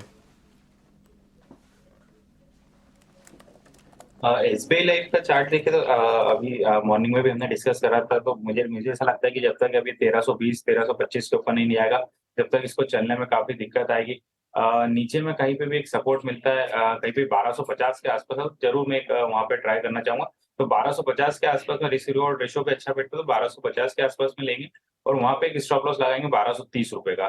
तो 1250 तक आने का वेट करना चाहिए सर, नई फ्रेश लॉन्ग पोजीशन बनाने के लिए। 1250 तक आ सकता है। परसों ही हमने आपको SBI लाइफ के बारे में बताया था कि इसको आप शॉर्ट कर सकते हैं, बट अपने वित्तीय सलाहकारों से पूछ के। हम आपको सुबह जो 2 F&O की कॉल्स देते हैं वो बहुत रिसर्च और डाटा को देखने के बाद ही देते हैं। आज हमने कफोर्ज, आपको कल हमने कफोर्ज बताया था, आज कफोर्ज का मोमेंटम आपको देखने को मिल रहा है। इसके अलावा हमने SBI लाइफ के बारे में, ग्रासिम के बारे में, इन सभी स्टॉक्स के बारे में चर्चा की थी। अब एक और शेयर है SRF। कल हमने इसके बारे में डिस्कस किया था, कहा था कि वीक कैंडिडेट है। कल तो कमेंट्री की वजह से ऊपर आया था, लेकिन आज वापस से नीचे का गोता लगा रहा है। SRF कल का रिदम देखने के बाद फिर से वीक हो रहा है क्या संतोष? और ये टूट जाएगा इस बार, 2000 तक आ जाएगा लेवल? चांसेस तो लग रहे हैं डाटा को देख के 2000 भी आ जाएगा। ये टेक्निकली इसमें एक ब्रेकडाउन आया है कल, हालांकि कमेंट्री के बाद रिकवर किया था, लेकिन फिर से कल शाम को फिर ब्रोकरेज डाउनग्रेड्स आए हैं, लोअर लेवल के टारगेट्स आए हैं, तो स्टॉक में आज फिर से प्रेशर देखने को मिल रहा है। तो जब तक ये 2200 के ऊपर नहीं निकलता है, स्टॉक में प्रेशर बना रहेगा, और ये अगर 2000 का लेवल तोड़ता है, 2000 वापस से रिविजिट कर सकता है, और इनकेस अगर ये 2000 का लेवल ब्रेक करता है तो एक बड़ा फॉल भी स्टॉक में आ सकता है। ऑलराइट, तो ये तो SRF पे बात हुई।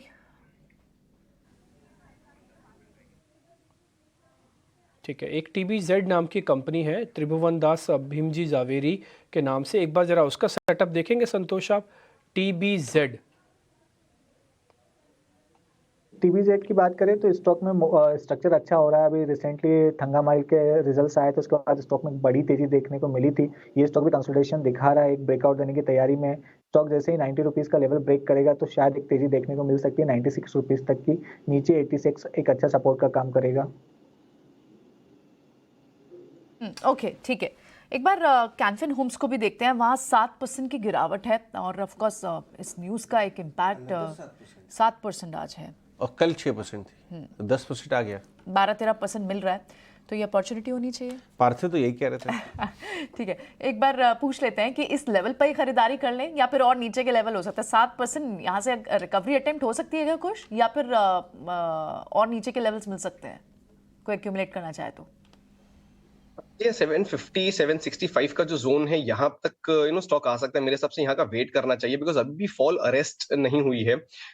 हल्का सा अगर आप देखें तो रिबाउंड का अटेम्प्ट कर रहा है, but that is also not substantial. तो यहाँ पे वेट करें। 750 और 765 का जो जोन, जैसे मैंने बताया, यहाँ पे एक बार के लिए अगर स्टॉक बेस बनाता है, विच इज अ पॉसिबिलिटी, तब आप इसमें फ्रेश लॉन्ग पोजिशन इनिशिएट करें। आई नो जिस तरह की न्यूज इसमें आज आई है, but despite that it's something that stock में पहले भी आया है, लेकिन ऐसी न्यूज स्टॉक में बाइंग अपॉर्चुनिटी ही साबित हुई है।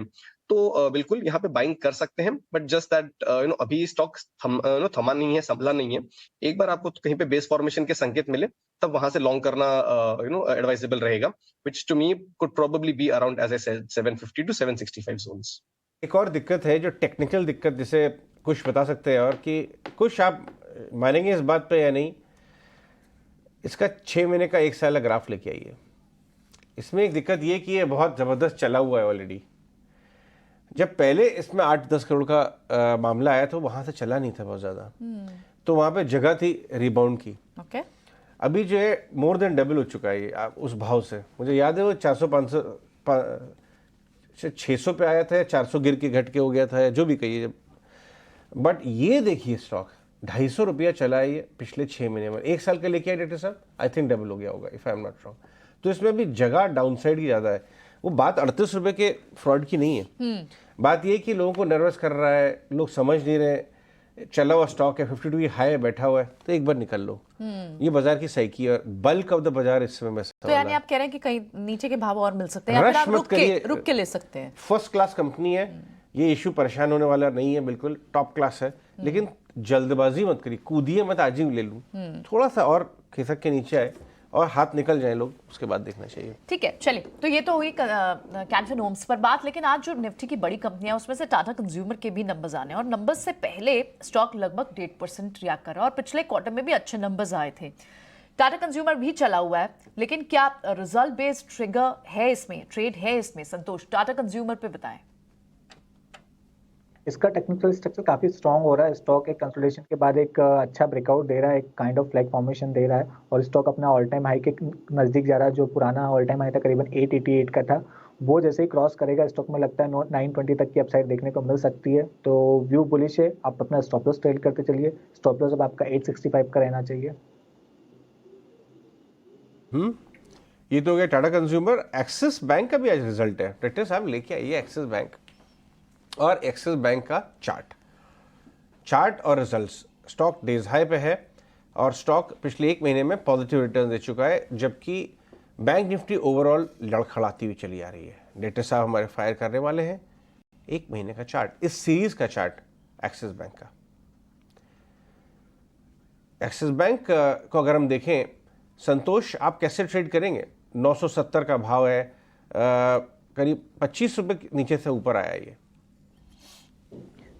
ये एक्सिस बैंक की बात करें तो कहीं ना कहीं 990 के आसपास थोड़ा अटक रहा है। देखना होगा कैसे रिएक्ट करता है, क्योंकि हमने नोटिस किया है कि बैंकों के सभी के रिजल्ट्स अच्छे आ रहे हैं, लेकिन अच्छे नतीजों के बावजूद भी प्रॉफिट बुकिंग का रिस्क बन रहा है, तो वो रिस्क यहाँ भी रह सकता है। तो जब तक कि 990 के ऊपर नहीं निकलता रिस्क रहेगा, और जैसे ये 950 का लेवल अगर ब्रेक करता है तो एक प्रॉफिट बुकिंग का कैंडिडेट भी हो सकता है नीचे, फिर शायद 910-900 रुपये तक की भी डाउन साइड देखने को मिल सकती है। तो या तो इसको अवॉइड करिए, और थोड़ा सा कॉन्ट्रा ट्रेड लेना चाहते हैं तो 990 का स्टॉप लॉस से शॉर्ट भी कर सकते हैं। संतोष हमारे जो है एकदम ब्रेव कॉल्स देते हैं। 990 के भाव से एक्सिस बैंक शॉर्ट का आइडिया जबरदस्त। तोड़फोड़ नंबर आएगा, उसके बाद भाग जाएगा स्टॉक, क्या करेंगे फिर? शॉर्ट ऊपर करेंगे और डबल क्वांटिटी। संतोष नहीं, रिजल्ट्स तो नो डाउट अच्छे ही आएंगे, सभी बैंकों के नतीजे बहुत अच्छे आ रहे हैं, बट एक रिस्क है कि अच्छे नतीजों के बावजूद भी प्रॉफिट बुकिंग आ सकती है उसी चीज को, लेकिन अपना स्टॉप लॉस स्ट्रिक्टली मेंटेन करिए। बोलिए आपने, अच्छे नतीजे आएंगे तो कोई बड़ी बात नहीं है, तो बाजार मान के चल रहा है। धमाकेदार नतीजे आएंगे तो हो सकता है 5% भाग जाए, अच्छे नतीजे तो एक बार प्रॉफिट बुकिंग अट्रैक्ट कर सकते हैं। बहुत बढ़िया बात बोली है। मतलब अब बाजार मान रहा है कि अच्छे नंबर्स तो आप दे रहे हैं, अच्छे नतीजे तो आपका धर्म निभाना, आप नॉर्मल आपने तो करना ही है ये, वो तो आपका धर्म निभाना। अच्छे नतीजे, करेक्ट। बुरे नतीजे आएंगे तो हम पनिश करेंगे, अच्छे आएंगे तो ठीक है, वो तो आपका धर्म है। लेकिन अगर आपको हमें प्लीज करना है तो आपको धमाकेदार नतीजे देने पड़ेंगे, जिसकी उम्मीदें अब थोड़ी थोड़ी कम हो गई हैं कि बाजार की एलिवेटेड एक्सपेक्टेशंस हैं, तो उसको प्लीज करना। और शायद इसी रनअप में बाजार 19,000 से 20,000 की रैली दिखा भी चुका था। हाँ, 16,800 वाला 20,000, करेक्ट। चलिए आगे बढ़ते हैं। मेटल स्टॉक्स में एक सेकंड, यानी इनफैक्ट रैली तो पिछले हफ्ते शुरू हुई थी, आज भी हरे निशान ने। डायरेक्टर साहब मेटल गेनर्स लेके आइए। मेटल, सारे metal gainers, Tata steel, JSPL, आप JSW स्टील में भी हरे निशान में ट्रेड हो रहा है। इनफैक्ट यही नहीं, नलको, मॉइल, OMDC सब 1-1.5% तेज में है, सिवाय Jindal steel and power. Okay, तो इसके ऊपर हमारी बात करना ज़रूरी है। आदित्य वेलेकर जो एक्सिस सिक्योरिटीज़ के हैं वो हमारे साथ जुड़ रहे हैं। अब उससे पहले एक चार्ट चेक ले लेते हैं, सारे स्टॉक्स के ऊपर, फिर वापस आएंगे। रत्नेश आप बताइए, सबसे मजबूत स्टॉक अभी मेटल गेनर्स में कौन सा नजर आ रहा है आपको? रिसेंट के में अगर बात करें तो टाटा स्टील ने काफी अच्छा एक कंसोलिडेशन देखने को मिला। उसके बाद में हमको वापस से मुझे ऐसा लगता है कि एक अच्छा मोमेंटम कल के सत्र में देखने को मिला था। आज के सत्र में थोड़ा सा कंसोलिडेशन है, पर मुझे कहीं ना कहीं लगता है कि आने वाले दिनों में 125 रुपए तक का टारगेट इसमें हमको देखने को मिल सकते हैं। तो टाटा स्टील पे जरूर एक बेट लेना चाहिए 117 रुपए के स्टॉप लॉस से।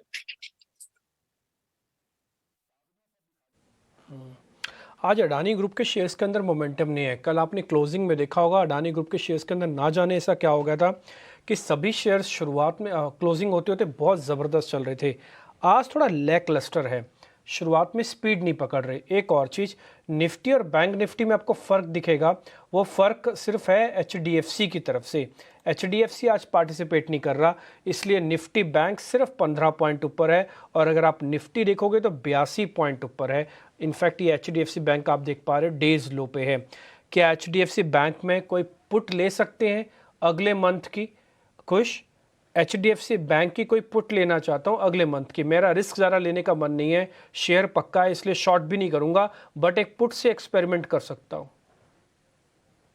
तो डिम्पी, जो आपने वर्ड यूज किया, अगर मैं सिर्फ उसी के हिसाब से कहूँ विच इज एक्सपेरिमेंट, तो आप यहाँ पे एक एक्सपेरिमेंटल ट्रेड ले सकते हैं। इसको सपोर्ट करने का एक कारण सिर्फ यही है कि यहाँ पे एक रेजिस्टेंस है 1700 से लेके 1720 का जो जोन है, ये इसके लिए एक रेजिस्टेंस है। तो यहाँ से हो सकता है कि स्टॉक थोड़ा सा साइडवेज हो जाए, थोड़ा सा आपको यहाँ पे प्रॉफिट बुकिंग आते हुए दिखे अच्छे खासे रनअप के बाद। तो आप just as I said as an experiment अगर ये ट्रेड लेना चाहें तो यहाँ पे आप 1700 का ही पुट बाय करें, जो आपको फिलहाल 32 रुपीज के आसपास मिल रहा है। तो यहाँ से अगर कोई भी डिप आता है, मान लीजिए आधे से 1% की भी डिप आती है, तो इसमें आपको जो है मूवमेंट है ये थोड़ा फास्ट भी मिलेगा, एंट्री एग्जिट पॉइंट भी आपका फास्ट होगा। टारगेट यहाँ पे आप चले 45 to 60 का, और स्टॉप लॉस यहाँ पे आपका रहेगा 15। 15 रुपए का एक स्टॉप लॉस लगाएं। 1700 स्ट्राइक की HDFC बैंक की पुट आप ले सकते हो, 32 रुपये में मिलेगी। 45 से 60 रुपये का टारगेट है। शॉर्ट सीधा मत करना, धीरे धीरे करके पुट से ही ध्यान रखना। बाजार ने भी सपोर्ट नहीं ब्रेक किए हैं, इसलिए सीधा फ्यूचर्स को शॉर्ट करने की गलती नहीं की जानी चाहिए। ये ट्रेंड के रिवर्स है। हालांकि इस बीच बैंक निफ्टी वापस लाल निशान में आ चुका है 7 अंकों। एक और शेयर भी है लिस्ट में जिसको आप थोड़ा ध्यान रख सकते हैं, वो है टाटा केमिकल्स। एक बार संतोष आप देखेंगे, टाटा केमिकल्स एक रेंज में फंसा हुआ शेयर है। 3-4 दिन पहले हमने भी डिस्कस किया था इस शेयर को, लेकिन रेंज का ब्रेकआउट नहीं हो रहा है। आज फिर से एक मोमेंटम बना रहा है, शायद 1000 के ऊपर जाने की कोशिश कर सकता है। चांसेस कितने हैं सर? ये टाटा केमिकल के स्ट्रक्चर की बात करें, क्लासिकल सिमेट्रिकल ट्रायंगल फॉर्मेशन में मूव कर रहा है। जिधर भी इस ट्रायंगल का मूव आएगा उस साइड बड़ा मूवमेंट आने की उम्मीद लग रही है। चांसेस ऊपर की साइड आने के ज़्यादा है, क्योंकि केमिकल सेक्टर के लिए जितनी भी नेगेटिविटी है ऑलरेडी फैक्टर्ड इन है। तो अगर कोई भी पॉजिटिव सरप्राइज आता है आने वाले दिनों में नतीजों से, तो स्टॉक में एक शॉर्ट कवरिंग आ सकती है। तो अभी फिलहाल या तो आप कंजर्वेटिव ट्रेडर है तो थोड़ा सा वेट कीजिए, 1000 के ऊपर टिकने दीजिए, तब ट्रेड लीजिएगा। और अगर आपके पास ऑलरेडी पोजीशन है तो आप 960 का स्टॉप लॉस मेंटेन करके रख सकते हैं। ठीक है, ये मेटल स्टॉक्स में तेजी शुरू हुई है पिछले एक हफ्ते से। एक सिरे से तो बात करें तो चले नहीं थे स्टॉक, अंडर ओन्ड हो गए थे, और दूसरी तरफ चाइना ने स्टिमुलस की बात की है। एक बात ये भी निकल के आई कि यूएस में जो इकोनॉमी का हाल है वो इतना बुरा नहीं है जितना लोग समझ के बैठे थे, तो इसमें रिस्क रिवॉर्ड बढ़िया हो गया। लेकिन यहाँ से मेटल सेक्टर में क्या करना चाहिए? आदित्य वेलेकर एक्सिस सिक्योरिटीज के जुड़ रहे हैं। Aditya, good morning. Indian metal stocks में दो एंगल हैं। एक तो ये कि डिमांड सिनेरियो, प्राइसिंग, कमेंट्री वगैरह वगैरह, लेकिन एक खुद का रॉ मटेरियल प्राइस भी नीचे आया था।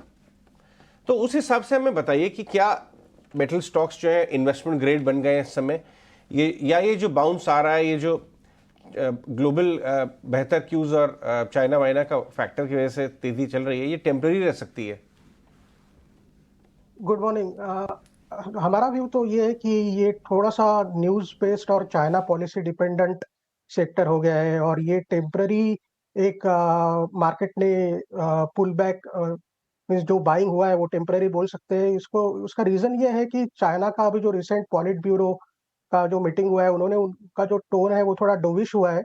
तो प्रॉपर्टी सेक्टर के ऊपर वो जो पहले उन्होंने रेस्ट्रिक्शंस लगा रखे थे, 3 रेड लाइन पॉलिसी और properties for buying not for speculation, उस पर थोड़ा सा उन्होंने एक डोविश टोन दिया है। तो उसके वजह से ये एक मार्केट ने थोड़ा सा कमोडिटीज को और स्टील को थोड़ा एक पॉजिटिव तरीके से लिया है। बट फंडामेंटली अगर चाइना को देखेंगे तो प्रॉपर्टी सेक्टर अभी भी काफ़ी दिक्कत में चल रहा है। तो उनका जो न्यू प्रॉपर्टी स्टार्ट्स है वो अभी काफ़ी निगेटिव जोन में है। तो और उनका जो लेटेस्ट प्रोड्यूसर प्राइस इंडेक्स और कंज्यूमर प्राइस इंडेक्स जो आया है वो निगेटिव आया है। तो दैट इंडिकेट्स कि उनके पास कैपेसिटी ज़्यादा है और डिमांड उस तरह से नहीं है। तो उसके वजह से चाइना में एक डिफ्लेशन का स्थिति आ गया है। उसके वजह से उन्होंने एक स्टिम्युलस का होप वहाँ पे बढ़ गया, और मेटल्स में ये थोड़ा सा अपने को टेम्पररी तेजी दिखा है। बट ये लॉन्ग टर्म पर्सपेक्टिव से अगर आप देखेंगे तो उनकी जो फाइन प्रिंट है स्टिम्युलस की वो मैटर करेंगी, whether they will go for fiscal stimulus. और अभी जो रिसेंट उन्होंने पॉलिट ब्यूरो मीट में ये स्पेसिफाई नहीं किया कि कितना फिस्कल स्टिम्युलस या मॉनेटरी स्टिम्युलस आएगा। तो अभी एक डाइसी सिचुएशन बोल सकते हैं, जब तक चाइना से क्लियर पिक्चर नहीं आता है कि कितना फिस्कल स्टिम्युलस है और कैसे वो प्रॉपर्टी सेक्टर को जो काफ़ी डिस्ट्रेस में है उसको कैसे रिकवर करेंगे, क्लियर स्टेप्स नहीं आती, तब तक एक फंडामेंटली कॉल लेना थोड़ा डिफिकल्ट है मेटल सेक्टर में। ठीक है आदित्य, तो ये आप जो बोल रहे हैं कि ये हो सकता है ये टेम्पररी बाउंस ही हो, कुछ दिन का ही ट्रेड हो, और हम देख रहे हैं कि पिछले हफ्ते से जब ये ट्रेड चल ही रहा है, और अब एक बड़ा फैक्टर इस हफ्ते में ऑफकोर्स क्योंकि FOMC मीट है, वो एक बड़ा ट्रिगर पॉइंट रह सकता है कि क्या कुछ आगे निकल कर आता है। तो हो सकता है एक अगर कुछ नेगेटिव आता है तो इन स्टॉक्स पर भी एक झटका आए। लेकिन अगर एक टेम्पररी फेज में भी मेटल स्टॉक्स को प्ले करना है तो कौन सी टॉप बेट्स हैं? हमने तो सेल को at the level of 80 last quarter में ही बाय रखा था। टाटा स्टील पे हमारा टारगेट 120 का था लास्ट क्वार्टर पे, वो सब लेवल्स अभी अचीव हो गई है। तो अभी स्टॉक्स अगर अभी इस लेवल पे देखेंगे तो फेयर वैल्यूएशन जोन में मिड साइकिल अर्निंग्स फैक्टर कर रही है। तो यहाँ पे यहाँ से अपसाइड थोड़ा डाइसी लग रहा है, और अगर वो अपसाइड आएगा तो वो डेफिनेटली कुछ सब्सटैंशियल न्यूज बेस्ड, अगर चाइना से जैसे मैंने कहा कि अगर वो कोई मटेरियल फिस्कल स्टिमुलस देते हैं तो अपसाइड यहाँ से दिख सकता है, बट एज ऑफ नाउ जो स्थिति बनी हुई है उसके बेसिस पे अपसाइड यहाँ से थोड़ा लिमिटेड लग रहा है, बिकॉज जो वैल्यूएशन है वो फैक्टर इन हो चुके हैं। लास्ट मे बी 1 मंथ से स्टॉक्स ने अच्छा गेन किया है 10%, तो quarter on quarter share prices sale के, टाटा स्टील के बड़े हैं। तो इस लेवल पे यहाँ से अपसाइड थोड़ा सा मीन्स थोड़ा डिफिकल्ट है। यहाँ से अपसाइड हो सकता है कि कुछ दिन तक ये मे बी 5% 6% अपसाइड जाए, बट उसके ऊपर एक सब्सटैंशियल आउट परफॉर्मेंस देखने के लिए we need to have some substantial data coming from China, जो अपने को एक कॉन्फिडेंस दे सके यहाँ की वहाँ का जो प्रॉपर्टी सेक्टर है उसमें सुधार आएगा।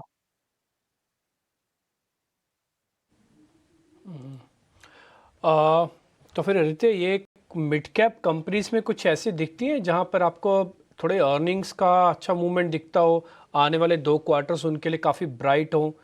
बड़ी कंपनीज नहीं, मिड कैप सेगमेंट की कोई स्टील कंपनीज हो? मिड कैप में अभी जैसे हमारे कवरेज में हमने अभी इनिशिएट किया था JTL इंडस्ट्रीज, तो ये जो कंपनीज जो स्टील प्रोसेसिंग करती है, नॉट इन स्टील प्रोडक्शन, तो ऐसे कंपनीज पे हमारा फोकस ज़्यादा है, बिकॉज जो एक वोलेटिलिटी रहती है रॉ मटेरियल प्राइजेस की और steel prices, finish steel prices की, वहाँ पे वो पास ऑन करती है स्टील प्राइजेस को। तो उस सिचुएशन में डोमेस्टिक डिमांड, गौरतलब ये है कि डोमेस्टिक डिमांड अभी भी इंडिया में अच्छा है, बट स्टील प्राइजेस और कमोडिटी प्राइजेस ग्लोबल होने के वजह से वो डोमेस्टिक डिमांड का फैक्टर अपने डोमेस्टिक स्टील इंडस्ट्रीज को वो उसका फायदा हो नहीं रहा है। बट अगर आप प्रोसेसिंग स्टील कंपनीज देखें, जैसे APL अपोलो ट्यूब्स हो गए, JTL इंडस्ट्रीज हो गई और स्टील ट्यूब्स और कई हो गई, तो उनको डोमेस्टिक स्टील डिमांड की वजह से फायदा है और उनका वोलेटिलिटी से इतना संबंध नहीं है। तो हमने JTL इंडस्ट्रीज को अभी रिसेंटली इनिशिएट किया था, जिसपे हमारा 36% अपसाइड है फ्रॉम द करंट लेवल। तो हम लोग ऐसी कंपनीज देख रहे हैं मिड कैप में जहाँ पे ये वोलेटिलिटी से हम बच सके।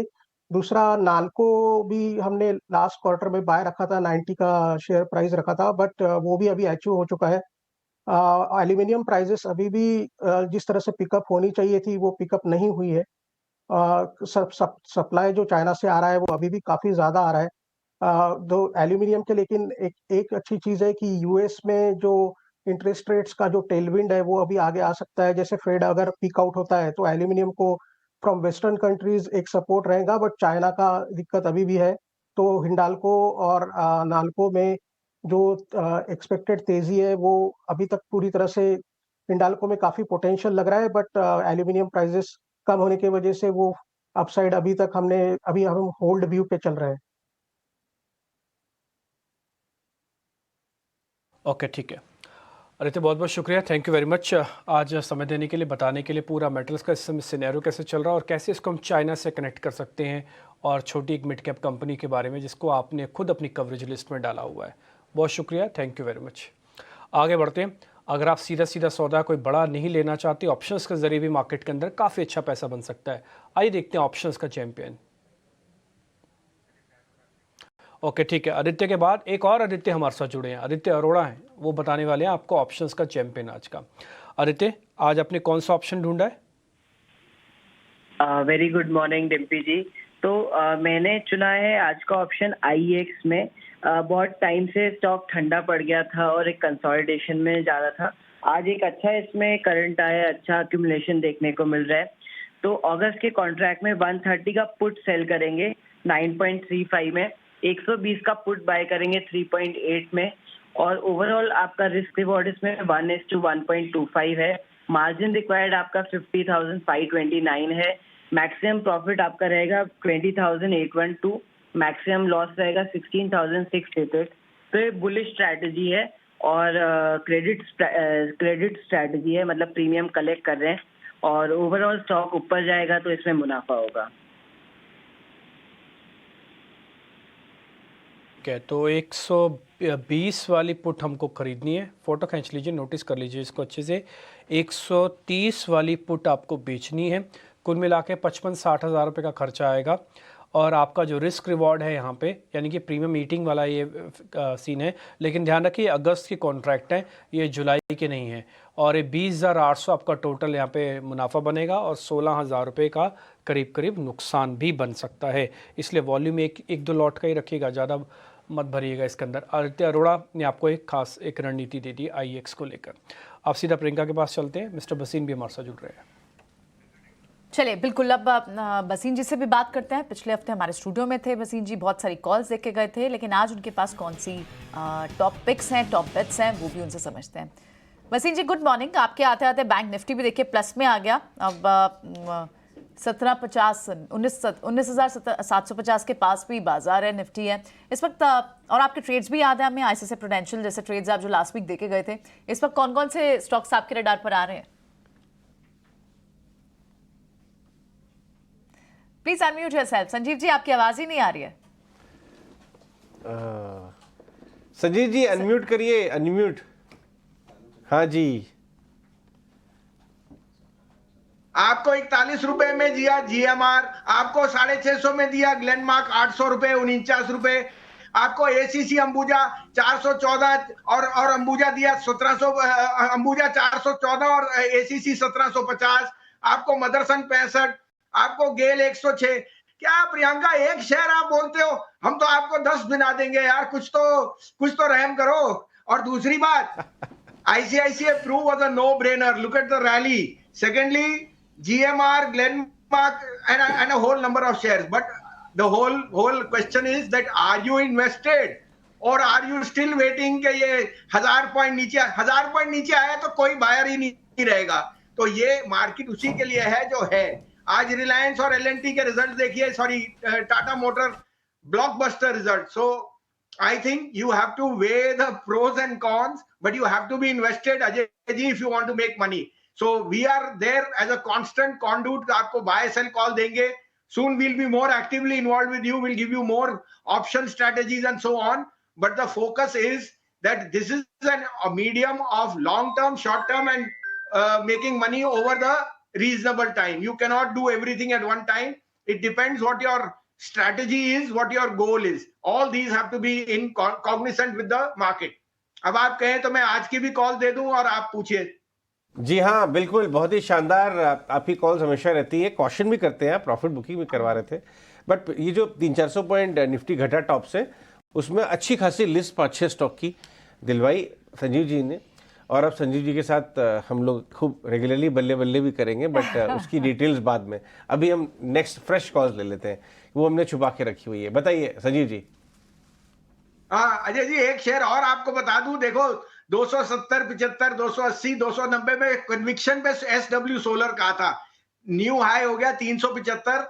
मेरी बात लिख लेना, एक साल में 750 से ऊपर जाएगा। और आपको इसका रीजन भी कहा था, 18 करोड़ की इक्विटी है, it is the only player in MEP, and as the gigawatts expand, अभी आपने बाहर से देखा है, the only provider of MEP globally is one of the largest is solar, SW solar. अभी उसके पास पेरेंट कंपनी से एक भी order. As a disclosure, we have these shares in our portfolio and we have a personal holding in them, and we have a vested interest. Ajay आज का topic मेरा होगा, थोड़ा सा मैं हट के जाऊंगा। I think Kotak bank in this correction should be bought, क्योंकि if Chubb is going to increase its stake in life insurance, then Kotak becomes a very potent player, because then they get a bigger size of the market. Say one, that is a large cap. Second, मुझे Birla soft के results आने एक आध दिन में, वो बहुत strong दिख रहा है। Birlasoft new tie up with for AI with Microsoft will put it in a re-rating phase. And I think Birlasoft ये मिड कैप शेयर 450, 450 भी चले जाए कोई बड़ी बात नहीं है। थर्ड होएगा मेरा फेवरेट शेयर, जो इस भाव पे मुझे बहुत पसंद है, सिटी यूनियन बैंक। देखिए सिटी यूनियन बैंक के लास्ट क्वार्टर में results were one of, and I think that now this trades at less than 1 time price to book. It has an extremely good franchise, और gold loan में इसका business बहुत robust है। It is even better than any other branch in Kerala and the Trivandrum reason.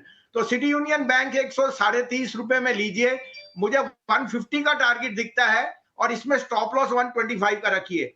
And last but not least, Voltas. I think Voltas is one stock which has underperformed, but आप जैसे जैसे humidity बढ़ रही है, जैसे जैसे need for cooling towers in Middle East goes up, this stock can be an outperformer. Voltas जो है ऊपर से काफी पिटा हुआ अंडर परफॉर्मिंग स्टॉक है, और अब वैल्यू दिख रही है संजीव जी को। और साथ में कोटक बैंक बहुत डिफरेंशिएटेड पिक है। सारा दुनिया बैंकिंग चल चुकी है लेकिन कोटक बैंक अटक जाता है 1880 पे जाके। अब उसके अंदर एक टर्न अराउंड का साइन दिखाई दे रहा है। संजीव जी को बहुत बहुत शुक्रिया हमसे बात करने के लिए। ढेर सारे पिक्स, लेकिन ये डिफरेंशिएटेड पिक्स पर ज़रूर ध्यान दीजिएगा, वोल्टास और कोटक महिंद्रा बैंक। इससे पहले कि मैं एक स्पेशल आपके लिए एक स्पेशल रिपोर्ट लेके आऊँ, मैं रिलायंस इंडस्ट्रीज़ को मार्क करना चाहूँगा। क्यों? एक बहुत इंटरेस्टिंग न्यूज़ आई है, फाइनेंशियल टाइम्स के हवाले से है ये स्टोरी, और ये हम फ्लैश भी करेंगे कि कतार इन्वेस्टमेंट फंड रिलायंस रिटेल में स्टेक खरीदना चाहता है। अभी अभी ये स्टोरी आई है और ये मैं बता दूं कि ये हमारी स्टोरी नहीं है, ये एजेंसीज पे आई है फाइनेंशियल टाइम्स को कोट करते हुए। रिलायंस इंडस्ट्री के स्टॉक में देखिए इसमें मूव भी है पिछले कुछ मिनटों में। जी हाँ, ये मिनटों का घंटों का मिनटों में रिलायंस करता है। तो जब लगता है जी हो गया, सब कुछ खत्म हो गया, जियो का ट्रिगर खत्म हो गया, लीजिए नया कुछ ट्रिगर आ गया, एक पत्ता 50 रुपए ऊपर। ये है रिलायंस इंडस्ट्रीज। लेकिन आगे बढ़ते हैं और हम आज बात करेंगे एक इंपॉर्टेंट इंडिकेटर की, जो हम लोग अक्सर बात करते रहते हैं लेकिन हमारे साथ विशेषज्ञ जुड़ रहे हैं उसका मतलब समझाने के लिए। वो है कुणाल जी, कुणाल प्राजी हमारे साथ जुड़ रहे हैं। वो बताएंगे कि जो विक्स में एक जबरदस्त फॉल आया, कल आया था ना कुणाल इसमें, और वो डेज लो में बंद हुआ। पहले 10% नीचे घटा, हम लोगों ने प्रियंका हमने बात भी की उसके बारे में, वो 12% नीचे बंद हुआ, ऑल टाइम लो था क्लोजिंग बेसिस पे। तो ये जो है बहुत हिस्टोरिकल चीज हुई है, आप मिस ना कर दें इसको। इसलिए कुणाल जी खुद आए, वॉल पे खड़े होकर बताएंगे, समझाएंगे इसका मतलब क्या है पोर्टफोलियो और ट्रेड के हिसाब से। बताइए कुणाल। ये बहुत बड़ा इंडिकेटर है। ये इंडिकेटर हम जनरली सेपरेट करते हैं कि बुल मार्केट्स और बेयर मार्केट्स को किस तरह से सेपरेट किया जाता है बेस्ड ऑन इंडिया विक्स की रीडिंग। तो मैं ज़्यादा हिस्टोरिकल नहीं जाऊंगा, बट मैं लास्ट 5-6 ईयर्स के चार्ट्स अगर मैं दिखाऊं तो 2 या 3 बार ऐसे एक जोन्स आए थे जब इंडिया विक्स 10-10.5 के रेंज के आसपास आया था और वहाँ पे उसने क्लोजिंग दी थी। तो जब 10.5 के आसपास आया था 2017 में, 2019 और अब 2023 में 3 रीडिंग्स है जहाँ पे इंडिया विक्स मेजर लोज पे था। बट जो अप्रोच था इंडिया विक्स का लोज में वो सबसे ज़्यादा इंपॉर्टेंट है। 2023 जो अगर हम फर्स्ट ग्राफ की बात करें तो हम करंट चार्ट्स बताएंगे कि करंट लेवल्स पे हम देख रहे हैं कि कितनी ग्रेजुअल तरीके से इंडिया विक्स ये जो लोअर ग्रिड है ये 10.5-10.25 के लेवल्स पे आया है। हम देख रहे हैं कि लास्ट 3-4 मंथ्स में इंडेक्स ने भी एक ग्रेजुअल अप ट्रेंड किया है, जो हम कहते हैं higher highs and higher lows का एक कंसिस्टेंट पैटर्न है। 2019 में जब पिछली बार इंडिया विक्स 10.5 के आसपास आया था तब हम देख रहे थे कि एक सस्टेनेबल अप ट्रेंड था, बट जो ड्रॉप था इंडिया विक्स का वो थोड़ा सा ज़्यादा शार्प था। उसने ज़्यादा टाइम स्पेंड नहीं किया 10.5 लेवल्स पे, बट वहाँ से एक मेजर टॉप का फॉर्मेशन बन गया। उसके बाद हम जानते हैं 2020 में क्या हुआ था पूरे ग्लोबल मार्केट्स में as well as Indian markets में। 2017 जो एक लाइक टू लाइक कंपैरिजन हम कर सकते हैं करंट सिनेरियोस पे, जहां पे इंडिया विक्स 10.5 के आसपास आया था, महीनों इंडिया विक्स ने वहां पे स्पेंड किया, बट ये बना जोन एक मेजर बुल मार्केट का। 9000 के आसपास इंडेक्स था यहाँ पे निफ्टी 2017 में जब इंडिया विक्स 10.5 के आसपास आया था। 3 साल का बुल मार्केट था जब हमने आई थिंक 12,500 के आसपास का कुछ लेवल क्रॉस किया था। तो हम एक लाइक टू लाइक कंपैरिजन में है 2017 से कंपेयर करें करंट मार्केट सिनेरियो पे। मेरा ऐसा मानना है कि हम एक similar kind of a major bull market की तरफ जा रहे हैं, एक gradual slow steady up trend जो इंडिया विक्स सजेस्ट कर रहा है करंट लेवल्स पे। तो ये ऑप्टिमिज्म नहीं है, ये एक सेंस ऑफ कामनेस है जो India Vicks sentiment wise indicate कर रहा है। क्या बात है। तो ये एक क्विक फॉलोअप क्वेश्चन, मैं एक इन्वेस्टर हूं और एक पोजिशनल ट्रेडर हूं और मैं अपना पैसा लगा के बाजार में काम कर रहा हूं, तो मुझे क्या ज़्यादा टाइम बाजार में इन्वेस्टेड रहना चाहिए ये आप कह रहे हैं, या मुझे बहुत जल्दी खरीद फरोख्त करके खूब एक्टिविटी करनी चाहिए? कैसे अप्रोच करूं मैं डेटा पॉइंट को? जब ग्रेजुअल बुल मार्केट्स होता है अजय जी तो उसमें पैसा इमीडिएटली बनना बहुत मुश्किल होता है। तो अगर हम लास्ट 2 मंथ की अगर एक्टिविटी देखें तो एफएनओ में मेजर एक्टिविटी नहीं हो रही है, बट आप डिलीवरी बेस्ड अगर आप स्टॉक बाइंग करोगे और आप हफ्ता 2 हफ्ता 15 दिन का नजरिया रखोगे तो आपका पैसा उतना ही अच्छे से और कामली बनेगा। तो ये इंडिकेट कर रहा है कि जो 2017 का जो बुल मार्केट देखा हमने, हम उस सिमिलर जोन में जा रहे हैं जहां पे buy hold and stay long ये सबसे ज्यादा इंपॉर्टेंट फोकस रहेगा इस बुल मार्केट का। समझ गई हैं प्रियंका जी? आपको अपना पोर्टफोलियो पकड़ के बैठना पड़ेगा, लंबा माल कमाना है तो stay invested and sit tight. ठीक है, बहुत बहुत शुक्रिया कुणाल इतनी इंटरेस्टिंग रिसर्च और डेटा पॉइंट निकाल के लाने के लिए हमारे व्यूअर्स के लिए।